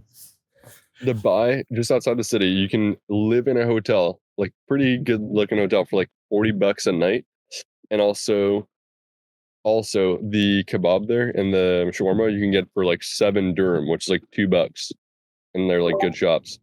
Fucking makes me angry. Makes me But you fucking gotta go. angry. Why don't you just go there? Where you're in Dude, school or it's something? UAE, right? You said Dubai. Yeah, That's too hot for me. the summer's over. You're It's good. too hot for me. It doesn't matter. It's too hot. My fair skin will not. My northwestern European genetics. I will go out there and I will crack and split and die. I won't be able to handle it. I need So it's wet, cold, and cloudy. shit weather, miserable motherfuckers, and ripped off on the food.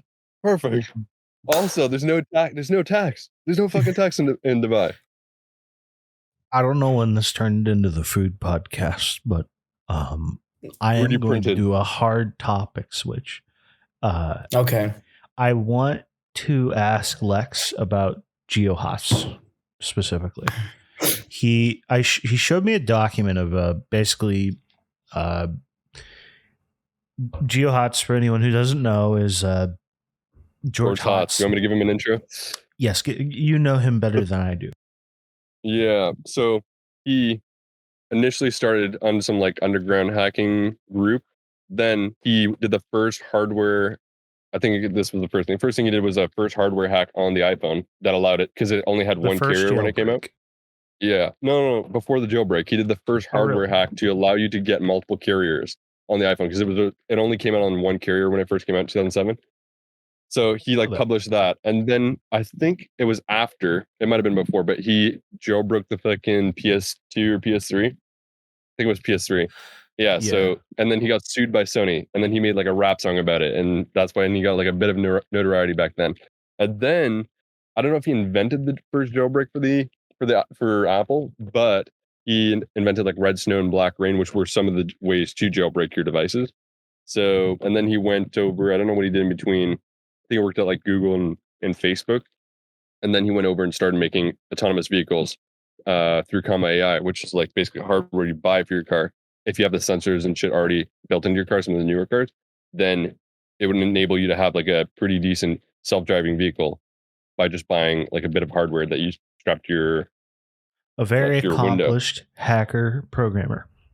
And then he worked at Twitter for 6 weeks during for 6 weeks, and he quit. And But we don't condone jailbreaking. Very bad, very unethical, very evil, terrible. Shut up. We don't condone. anyways, what I was fun. going to say is that he has the this article.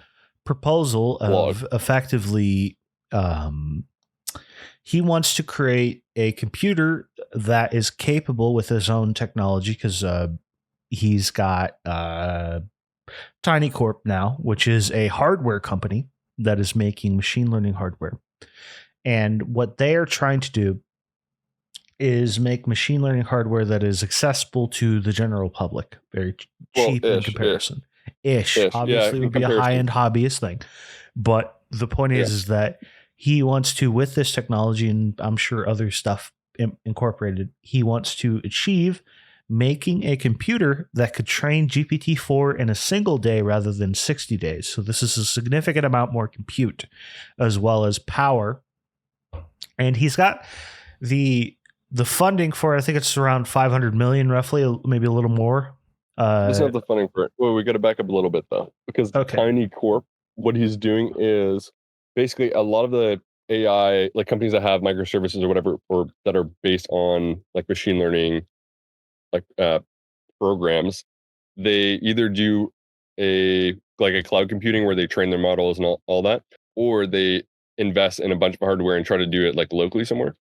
So basically, Tiny Corp is going to be making these like $15,000 like computers that are specialized in this stuff, and you can own. So for the companies that they would like save, and it would just be cost effective for them to have something like that instead of all the cost, which would be a lot more over the cloud or building their own hardware. And then he was laying out the cost from getting the custom wafer chips made from Taiwan Semiconductor Company.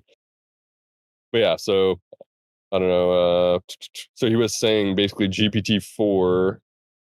Let me just go through the article. So GPT-4 was trained on 25,000 A100s, which is like GPUs. I don't know if you guys are familiar with that. And it took about 90 days. Yeah. So if a person has 20 pflops of compute, GPT-4 used 47.5 person years to train on like a human scale. So he's saying he wants to build a computer that could train GPT-4 in a day, and then he breaks down how many actual computes you have to be able to do. So he's laying out all the costs. Yeah. So basically, he's saying he's saying it costs $20,000 for a 3 nanometer wafer from Taiwan Semiconductor Company to make a computer. He's saying if he gets 89, well, he lays out the size. But anyways, so he's laying out the cost. And he's saying with a rough budget of 50 million to design the chip, 69 million to get the fucking wafers. I don't know if he's just trolling there. It's probably, yeah. Yeah, 31 million to finish out the wafer computers, 135 in solar panels, because that's a whole facility he's trying to build. 50 million to buy the land, 50 million in construction. And then he's saying he's going to raise 400 million. Yeah. If I could go in there, I think he's going to need another 100 million. What? Batteries.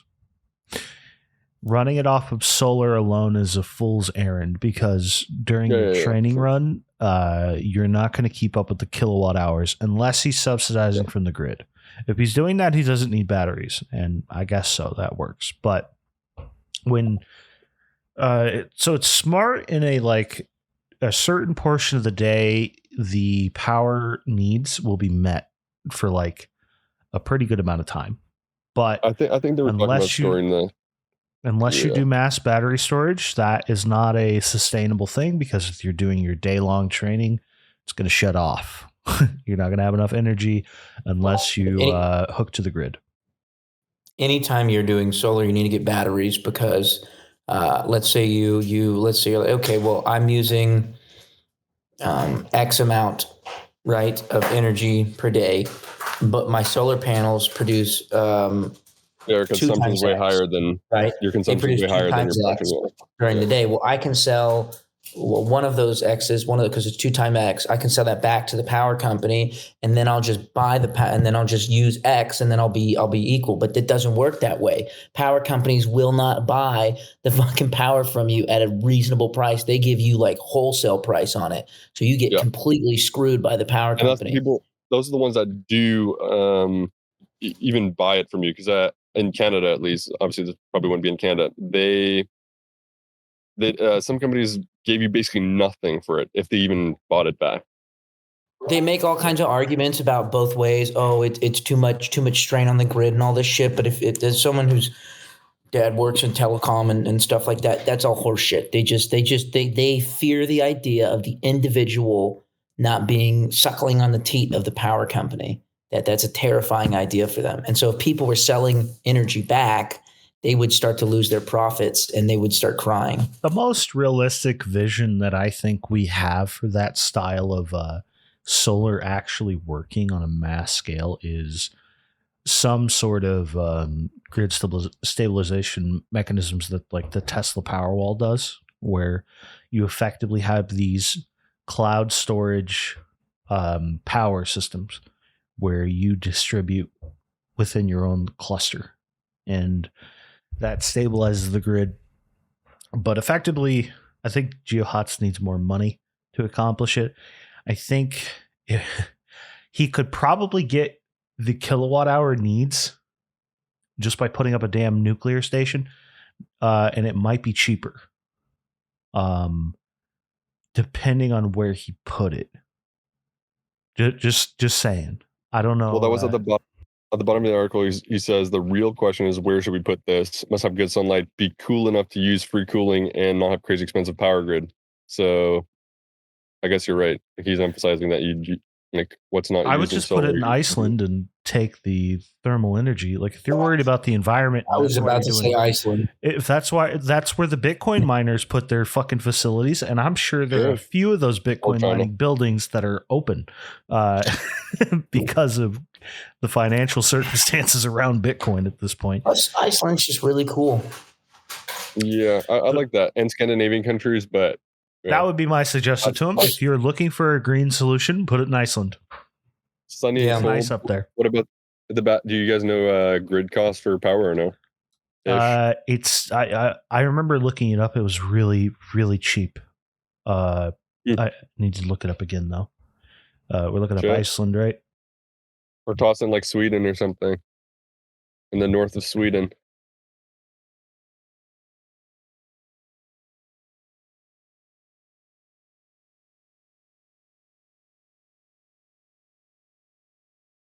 But yeah, in terms of he's basically laying out the cost of.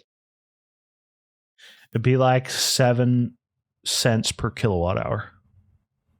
It looks like, which is cheap. Yeah, so it's doable. I wonder what else they could do with a computer like that, other than train GPT-4 really quickly. Maybe have some side waifu services running off it. Well, I think obviously probably offering some sort of cloud solutions is like his eventual goal. He probably wants to be more or less off the. He's now kind of his funny meme thing he said was, "Don't let Sam Altman scan your eyes." I literally have a tweet from years ago saying that. I'm like, don't let this creepy motherfucker scan your eyeball. So the point is he very much, I think, wants to be one. He's very ambitious where he wanted to beat Elon Musk at self-driving, right? So I think that he's an ambitious person who's competitive. So his motivation is probably just to, well, fuck it, I'm throwing my hat in the ring and let's do. Because it's not just autonomous driving that GeoHots would do. It's that once you can create something that's autonomous at driving, to some degree, you can create robots. Technology. Yeah, that's exactly. Explicitly what he says. So he will eventually create the waifu robots that he wants and so desires. Yeah, he was talking about on some of his Code Slam videos or like in hacking videos, he was talking about how he would be like a subscriber to the fucking subscription girlfriend thing. That's pretty crazy to me. But yeah, there's three advantages that Sam Altman has. One, he's in Silicon Valley. You can maybe add gay in there because he's not out chasing tail and shit. He's more focused. I don't know. I think he has a husband, three. Right? Yeah. Three, so he's in Silicon Valley. He has access to talent. Three, he's been in private or in VC game for a long time. So he has all the connections for VCs and he knows how to, so he has VC connections and probably a bunch of talent connections already. And what else? Yeah, those are the main things. Like he already knows the game inside out. I still think the strangest move is still this Microsoft move. Even after all this time since it's been announced, like the valuation of $10 billion, I think, is so low compared to the actual worth of the technology they built. That I don't understand. I don't know. You know, there's more to it than is public for sure. Because if you look at the early days of Facebook, the reason Mark Zuckerberg became a billionaire at 23 was because of that $15 billion valuation that Facebook got, which was basically Microsoft coming in, buying a tiny stake of their company for like 250 million or something. But there's way more to that story than we think, and that's public, because it's not just equity and investment that they're buying. Like there's some Intel fucking deal in there, like there's some deal for data in there or something. Data or whatever. And Well, also, I don't know. Their last investment of $1 billion, it might have been $1 billion or it might have been 10 million. I don't remember, but it was strictly Azure credits. Well, maybe there was a percentage that went into just raw cash, but it was an investment of here's our server credits, which is probably what they used to train GPT-4. As far as I know, because effectively the Azure buildings at this point that they have and are building are basically just housing the proto AGI we have now, which is GPT-4. So that would be my guess, is that the 10 billion, the behind the scenes stuff is that I would say where it makes more sense to me is that I'm Sam Altman. I am a VC capitalist. I have all this experience, but what I don't have is the ability to amass tons and tons of people on a logistics level to set up these massive server rooms. And that's where Microsoft is an expert. And I don't want to work with Google, right? So it kind of makes sense. I can see why he did it. And that's effectively what you had. It's a $10 billion investment in constantly upgrading the servers. And then now you're at the point where Azure is running things in the background, and they are able to take profits from the API calls and the subscription fees. Because I'm sure we're at the point of like, most people have probably averaged out on the amount of GPT-4 usage that they do. So I would bet the subscription at this point is profitable or close to it. So effectively you have a profitable business, and now everything can be accumulated and be ready to invest into the newer models that they make. What is a yearly? Is it a monthly or yearly subscription for GTP4? $20 a month, I think. $20 a month. And people are paying like what, $35 a month to rewatch Office on Netflix for the 50th time? Yeah, but they're way more willing to buy Office stuff than fucking GPT. You know what I mean? So like, well, yeah, but that's just because they don't understand like the simplification. Well, not that they're lazy. Well, if anything, if you're lazy, if I could chime in here, it's what I'm talking about is the cost to run the GPT-4 calls that you do are not cheap, right? But over time, people average out the amount they're using per month. So it's probably less compute per month that your subscription justifies. It is what I would bet we're currently at with that. And then API fees are always a direct profit. You would never set an API up to not profit. That would be stupid. Unless it was purely research, but you get my point. Granted, free APIs do exist, like Reddit and Twitter. So I misspoke. Twitter was you get my point. Pretty generous before, and now I got all screwed up. But what was I going to say? Yeah, I think we're never really going to know, but I think there's a lot more behind those deals than we think. Where they're giving lump sums of money, like whether it was Facebook back in the day or OpenAI. Profitability is one thing. Like they want a return on their money, but I think they're creating things that we don't even know. What like data probably, but there might be slightly more to the story because, but I just think that there's probably more to there than just profit. There's threats. Poor IBM. That supercomputer, that quantum computing shit, that better pay off, man. Because IBM, man, if you want to talk about fucking fall from glory, dude, fall from glory. They could have owned personal computing, and then they're like, so that was a fucking L. Xerox Park. But like, I think that's the other thing is when we're looking at like Microsoft, and we're like, this is second generational sort of tech companies, second, third generation. So like that's why I always, as far as like what's going to be, I mean, I don't think. I mean, if you like look at like the original Blade Runner, where like that's what they envisioned IBM would be like, it'd be everywhere, right? So I think we're going to see. I think it's very possible that we see the companies that make the most advancement, right, in AI probably haven't even been created yet. Because if you think about the companies that have made the most advancement in computing, right, They just they are popped out of not the nowhere ones. and they like embraced, like trailblazed. Mm-hmm. So like you think like Apple and like Microsoft, right, and then you think about all your Nvidias and stuff like that, But and all the yeah, people that are even behind the beyond that, actual hardware. just like Airbnb. Why wasn't a hotel chain? Why didn't they invent that? You know, like Mm-hmm. a hotel chain should have invented Airbnb or something like that. But it was just these random motherfuckers with inflatable mattresses. Same with like Yeah. Netflix. There's no reason Netflix shouldn't have been invented by like Blockbuster, if I can, Yeah, you for know, sure. There's zero like reason. what the fuck. So So I yeah, think right now like a we're in with decentralized. the open AI and with a lot of with a lot of these sort of AI and a lot of these companies that are trying to get into it. I think that I don't know if the future is necessarily with them.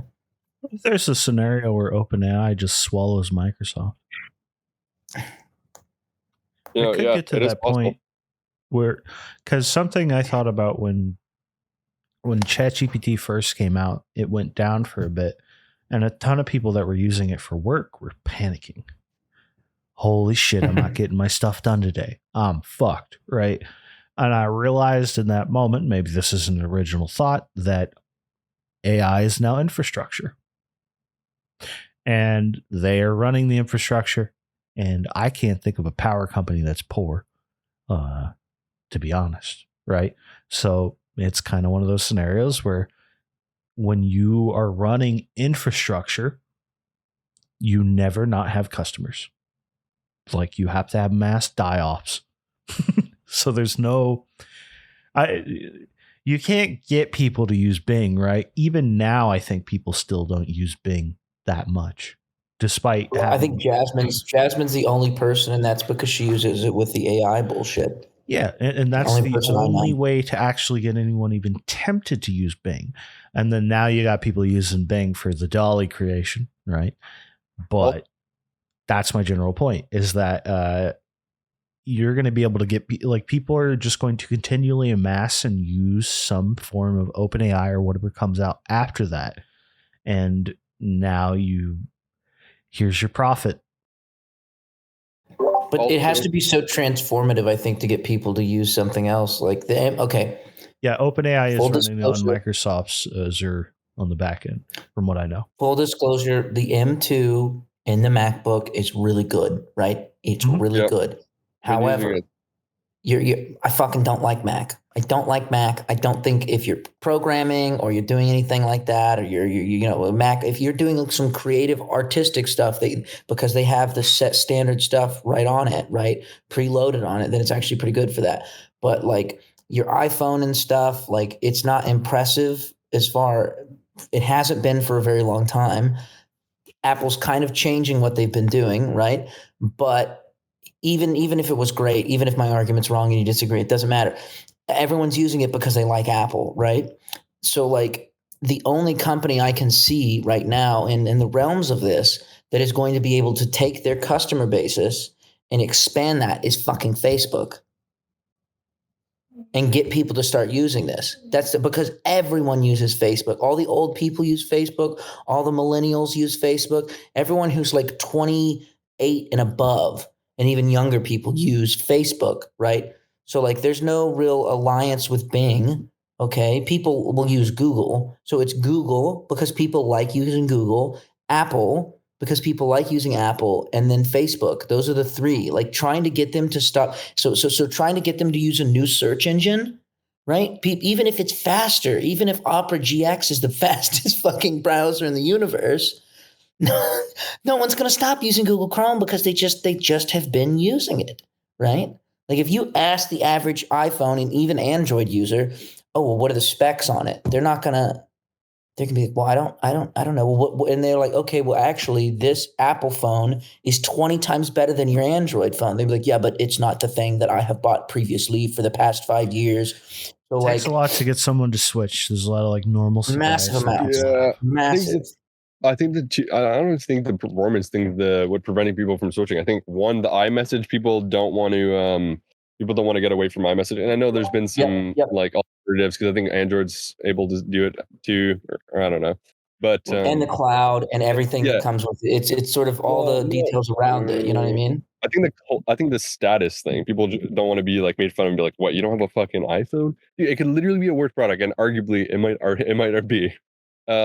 And but people just don't want to hear like, "Oh, you don't have a Yeah, there fucking are people iPhone." that Like, block people if they're on Android and like group text and whatever, like all kinds Yeah, of from stuff like like personal that. experience or what? No, I've seen posts about this. That's what it was. That's why I got blocked.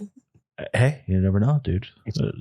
Sometimes they're just gone, and you need some excuse. Like, it's probably because I had an Android to think about it hard enough, you know. But So I guess I realize now that I've kind of contradicted myself because I'm saying on one hand that a lot of these companies might not be the ones that really evolve this technology, but on the other hand, I'm saying people want to stick with what they have. So, but I guess those aren't necessarily contradictory because people are going to want to stick with what they have for the most part until it's revolutionary. And again, the only Well, company I think that is yeah, doing this in because like okay, we've talked about this when the metaverse came out, right? It came out at a very bad time where you think metaverse, you think buying fake land and stuff like that. That's yeah, the connections that were going on. I was thinking NFTs. I was yeah, like thinking all weird this other stuff, crypto Web3 type bullshit all tied together. Web3, and clearly the metaverse and what he's trying to accomplish with it actually is quite forward thinking. So I think Facebook is in that way really set because so many people are going to continue to use it in a way that gives it that data. But I don't know. I think people could switch away from Google. I think people could because it's weird because there's a lot of resentment towards Google as a company, right? There's tons of resentment towards Facebook, but I feel like people are too addicted to Facebook to get away from it, even though they hate it. They hate Facebook more than they hate Google, right? Yeah, Like I and don't, there's I arguably still better feel, tools to communicate with people, but it's like, yeah. Well, first but off, I'm going to you keep see you. this like the adoption gradient too. Like, there's a few things here. Like, one, when Facebook came out, it was only college students. It was only Harvard, and then they scaled to like college, and then those people were graduating and still like talking on it because they still have their email, I guess. And then they like rolled it out to the public. So then younger people were using it, and then it just gradually got to older and older people. That's how like all tech adoption works. They just because people get older, but also then it's like more ingrained, and then old people are like, "Oh, I'll never use that." But dude, my fucking grandma has a computer and shit now. But if you think back like 10, 15 years ago, some of these old people were like, "I'll never have this fucking thing." Like, what the hell? But But maybe a bit my longer. my grandmother Yeah. will post photos. With like the filters and stuff, trying to make her. She's like in her 70s, right? She's I don't trying to like get my another grandma. boyfriend, man. I She's was trying to just, oh, yeah, fucking. she did after grandpa, that like fucking a year after, just this random guy. The whole family was But like, whoa, whoa, she what might the have been fuck? talking to him while he was still alive, man. Who knows? That wouldn't surprise me from her. I don't like my grandmother. She's a terrible person, which is weird because like when you think grandmother, you're like, how do you not like but like it's so weird to see someone who's so old using all these like filters and stuff and like editing their face to look younger. And it's like you expect that from like a young person or like an influencer, but not Grammy, you know? So age it very reversal strange. is going to be a fucking nightmare. But like, that's why I think Facebook sort of it's different for Facebook than I think it's different for Apple and Facebook than it is for Google because You know? even though there's Yeah. more hate for Facebook than there is for Google, I think people would be more willing to it's almost like a toxic relationship with Facebook. And then people that love Apple, they Yeah. just love Apple. So I think they, The they thing have is, like, people, they're not gonna get away from it though. If they're like, if the product's really good and makes your life way yeah. better, even though there's like some traits that they don't like or they're being fucking tracked and like all kinds of shit, and data's being leaked, there's still This is like my there's argument nothing for better. OpenAI dominance, for the record. And also, I think there's two things. One, for something to really overcome, like I'm not on Facebook now. I haven't been for a long time. I was when I was I don't younger, have one. but I would consider going back if this like metaverse shit was like fucking popping and like sick and fresh, you know. So I think one, it has to be orders of magnitudes better than It's dope. the competition. Yeah, than the competition, so for people that want to like jump over. Because if it's not way It better, needs then to be people are like, bussin'. yeah, and That's two, no cap. For real, for real. no cap, this Zuck's been cooking. Anyways, so Who yeah, so let it needs to Zuck be way. cook, bro? It's gonna be way better. And two, it's like it can't the status thing. It can't like yeah, it can't be like a fucking L to be on these things. So if it's like it's sick, it's popping, I it's hate fresh. you. If people want to go on, then yeah, then people will jump from another platform. Otherwise, you know, otherwise stay cooking. Go back to the lab. Take the L, no dub skis. So Yeah, but yeah, I think that's the only thing. but it's also like yeah. we're reaching a point without AI, right? So without AI, if there was no sort of AI in the game, I think we're reaching a point where companies like Google and Facebook and sort of even like a Twitter or what have you are so far integrated and advanced, and so much capital would be needed to get to that level that it would be like they would get to the like think about what Facebook was like when it first started, right? If you made the exact same Super bare thing that bones. right bare bones Yeah. and that's where you're starting with, people would be like, this Yeah. is I'm not gonna switch to this. Well, So that's why you start with the niche. yeah, so but it's a very hard market to get into, especially when it comes like even a search engine. Like look at all the shits Google's doing now. Like how can you compete with that? But with AI, right? With AI development, I think that the capital startup for that is so much smaller and so much easier to get into.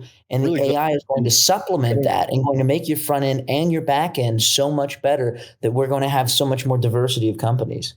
because I think it was kind of the opposite. I think Web 1 era, I think it like if we say it was if we say Web 1 was basically like the internet boom, then I The think wild, wild west. yeah, but I think it was like easy. I think it was actually easier. It was harder to get talent. It was harder to get ideas going because you had less stuff to look at, and you had less like you had less libraries and communities and whatever. So you had to be. But in terms of cost to actually get to market, other than having to hire engineers if you like you need more It was a talent. low entry Yeah, I level, think it but was to low though. actually be That's why I think good. AI is higher. Like now it's being subsidized a bit because you have like credits, you have like platforms, you can boot off other people's hardware. But yeah, so but in terms of scaling, I I'd don't say know. Pretty expensive. Web two the hardest to get into, in my Really? opinion. Like social I media would say era? Web two era, absolutely. To have a sort of tech company or to Yeah. have a search engine or get in because like everything that we have was basically everything that has been successful Yeah. is Web 2 not era. in the social media realm, obviously, not in the social media realm, but Web 2 is basically social media era. what's Like that? 2007. Web 2 stuff is basically 2007 beyond, like mobile, like when social media started coming out.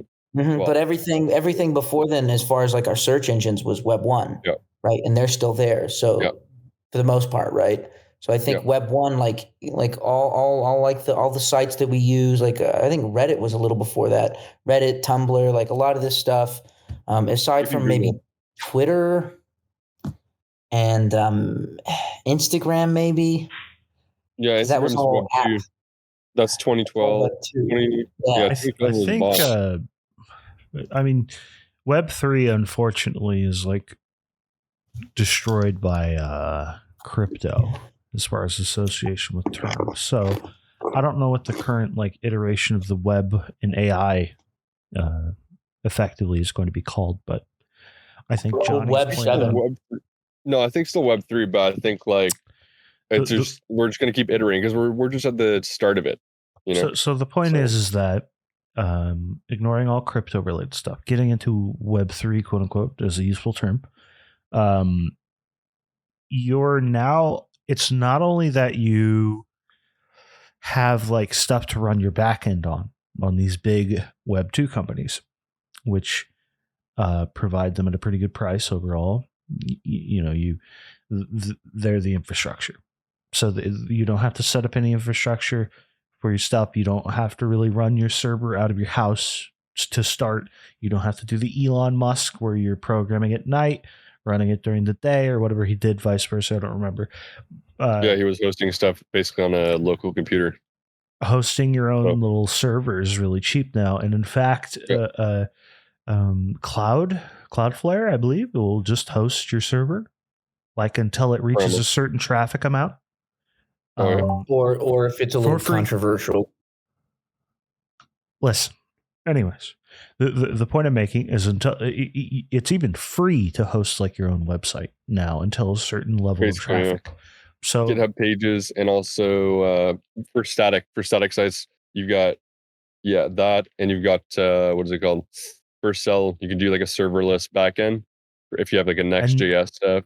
And now any capable software engineer is probably roughly, depending on the level of work they put into using AI to help them program and build stuff, they're between 1 to 20 times more powerful than any software engineer in the past.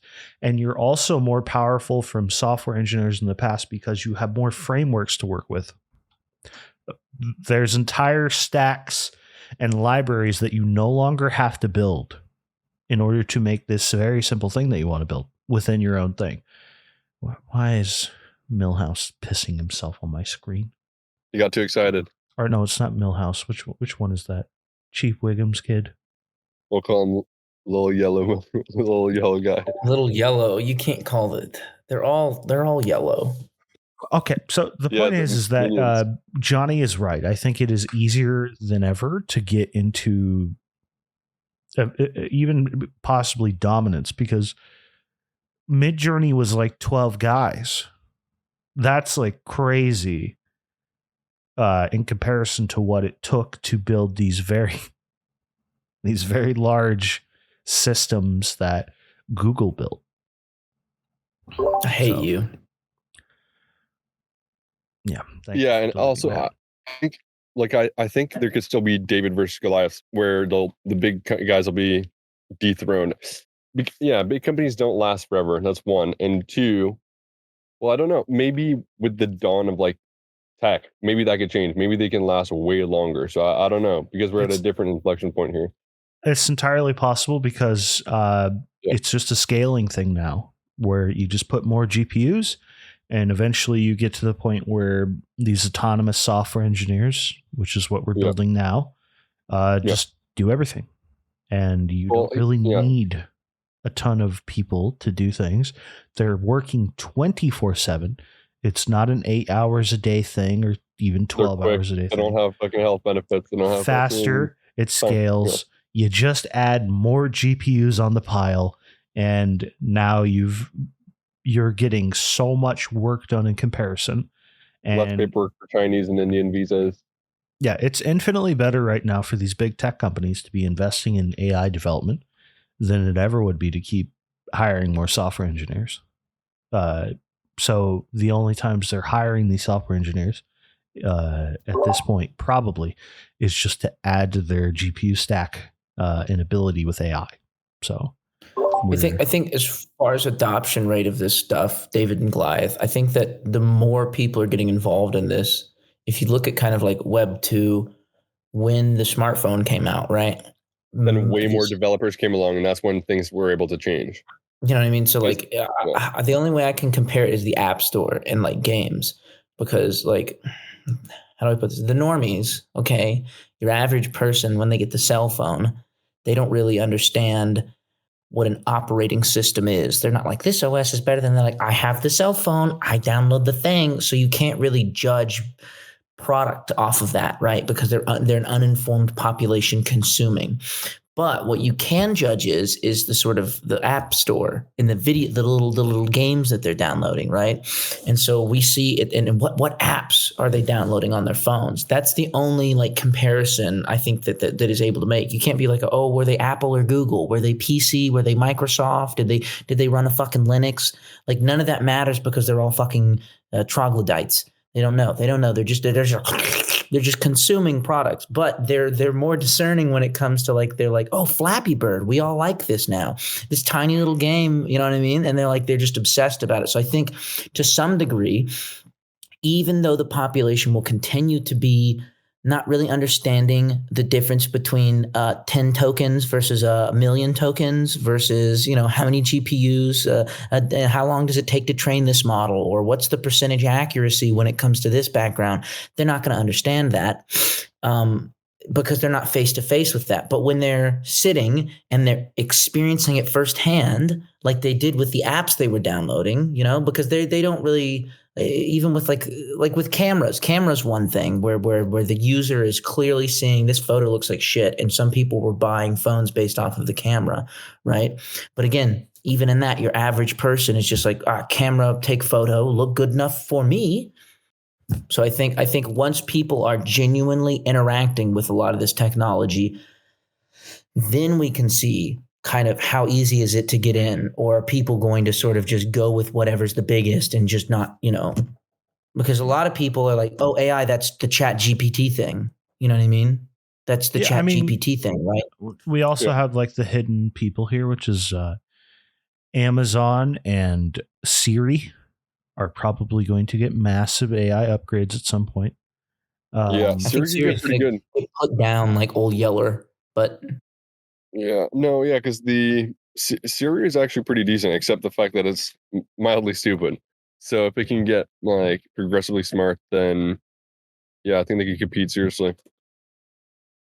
I haven't seen anything out of Amazon. What's the news out of Amazon? Because he's huge. That's a huge company right there. And I know that they've been using algorithms in a lot of their search results and a lot of the stuff that they do, especially when it comes to now that they're in the shipping industry as well. That's something that you can definitely use a lot of self-learning algorithms to figure out the most efficient. They're all about fucking efficiency. So what's Azure servers runs the internet effectively. Or not Azure, Amazon Web Services runs the internet for the most part. There's very few things that don't run on it at this point. Except for Oracle, they were a huge competitor. And at some point, I don't know if it's still the case, I don't think it is, but Amazon, even though they had AWS, was running still on Oracle because, it was just more secure. And so they already have a massive thing that they're running that makes them... I think it makes them significantly more money than actual Amazon does, like shipping shit. I think if it's not that, it's more profitable on a percentage basis because I think their shipping is like still at a loss every year. Part of what goes in is like Amazon investment backs it, just like most of these startups do. They're just at scale, have more profitable ventures like Amazon Web Services. But they are absolutely building AI into their stacks, just like Azure is doing with their services. Basically, their method is going to be that eventually you get to the point where, as a developer on your backend building your app or whatever that's hosted on Amazon Web Services, you can call some API that does some AI thing for you, right? Whatever that is, like whether it be vision or just text sorting, you name it. There's going to be a bunch of random little tools that are AI assisted or AI built that you can call to. This is what Azure directly is doing as well. And go ahead, Lex. Yeah. Mildly unrelated, but the reason that they even went to AWS in the first place because their AWS type services they were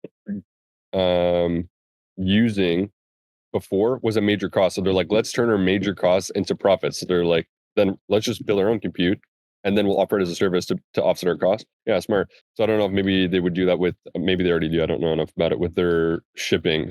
Like for volumes, they already have volumes. So another thing that we're going to have, by the way, is advancement in this sector because of these big companies going into it. For example, there is currently Azure is working on, instead of using GPT-4 for a lot of, we're going to end this in a little bit here, Lex. Instead of GPT-4 being used in certain parts of their current stack in the background as a service that you can call. They are working on integrating fine-tuned Orca, which is a significantly smaller model, but it can outperform GPT-4 at a tenth of the cost on certain stuff when fine-tuned. So you're going to have an amalgamation of like a ridiculous amount of like models that all do different things on the background. There's two things.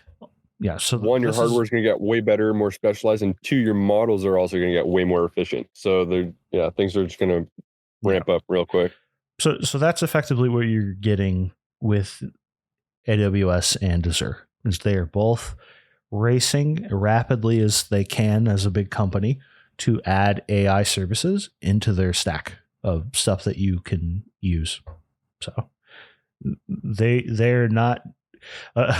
Another scary thing is that they have ridiculous amount of audio probably transcribed to text data from all the very cheap Amazon devices that they put in everyone's house. Dude, if you that's a really good point. If you read the transcripts online, man, you'd be scarred for life. There's some serious there's some crazy shit in there. Ramsick had one with the camera on it. That's fucking crazy. If you looked at my transcript and just searched for the word hypothetically and then looked at the stuff I said around there, I mean, I'd be in jail for life.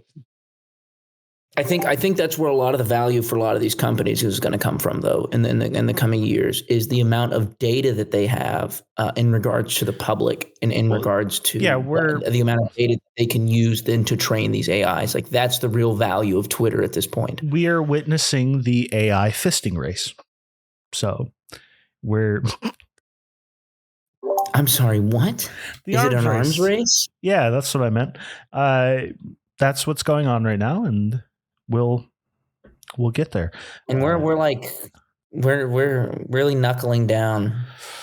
Yeah, really got to lube up and get ready for action. A lot of elbow grease. A lot of elbow grease. Yeah, a lot of lubrication. With that said, I gotta go. Yep, that's the end of it. Thank you guys for coming. The lubrication. Good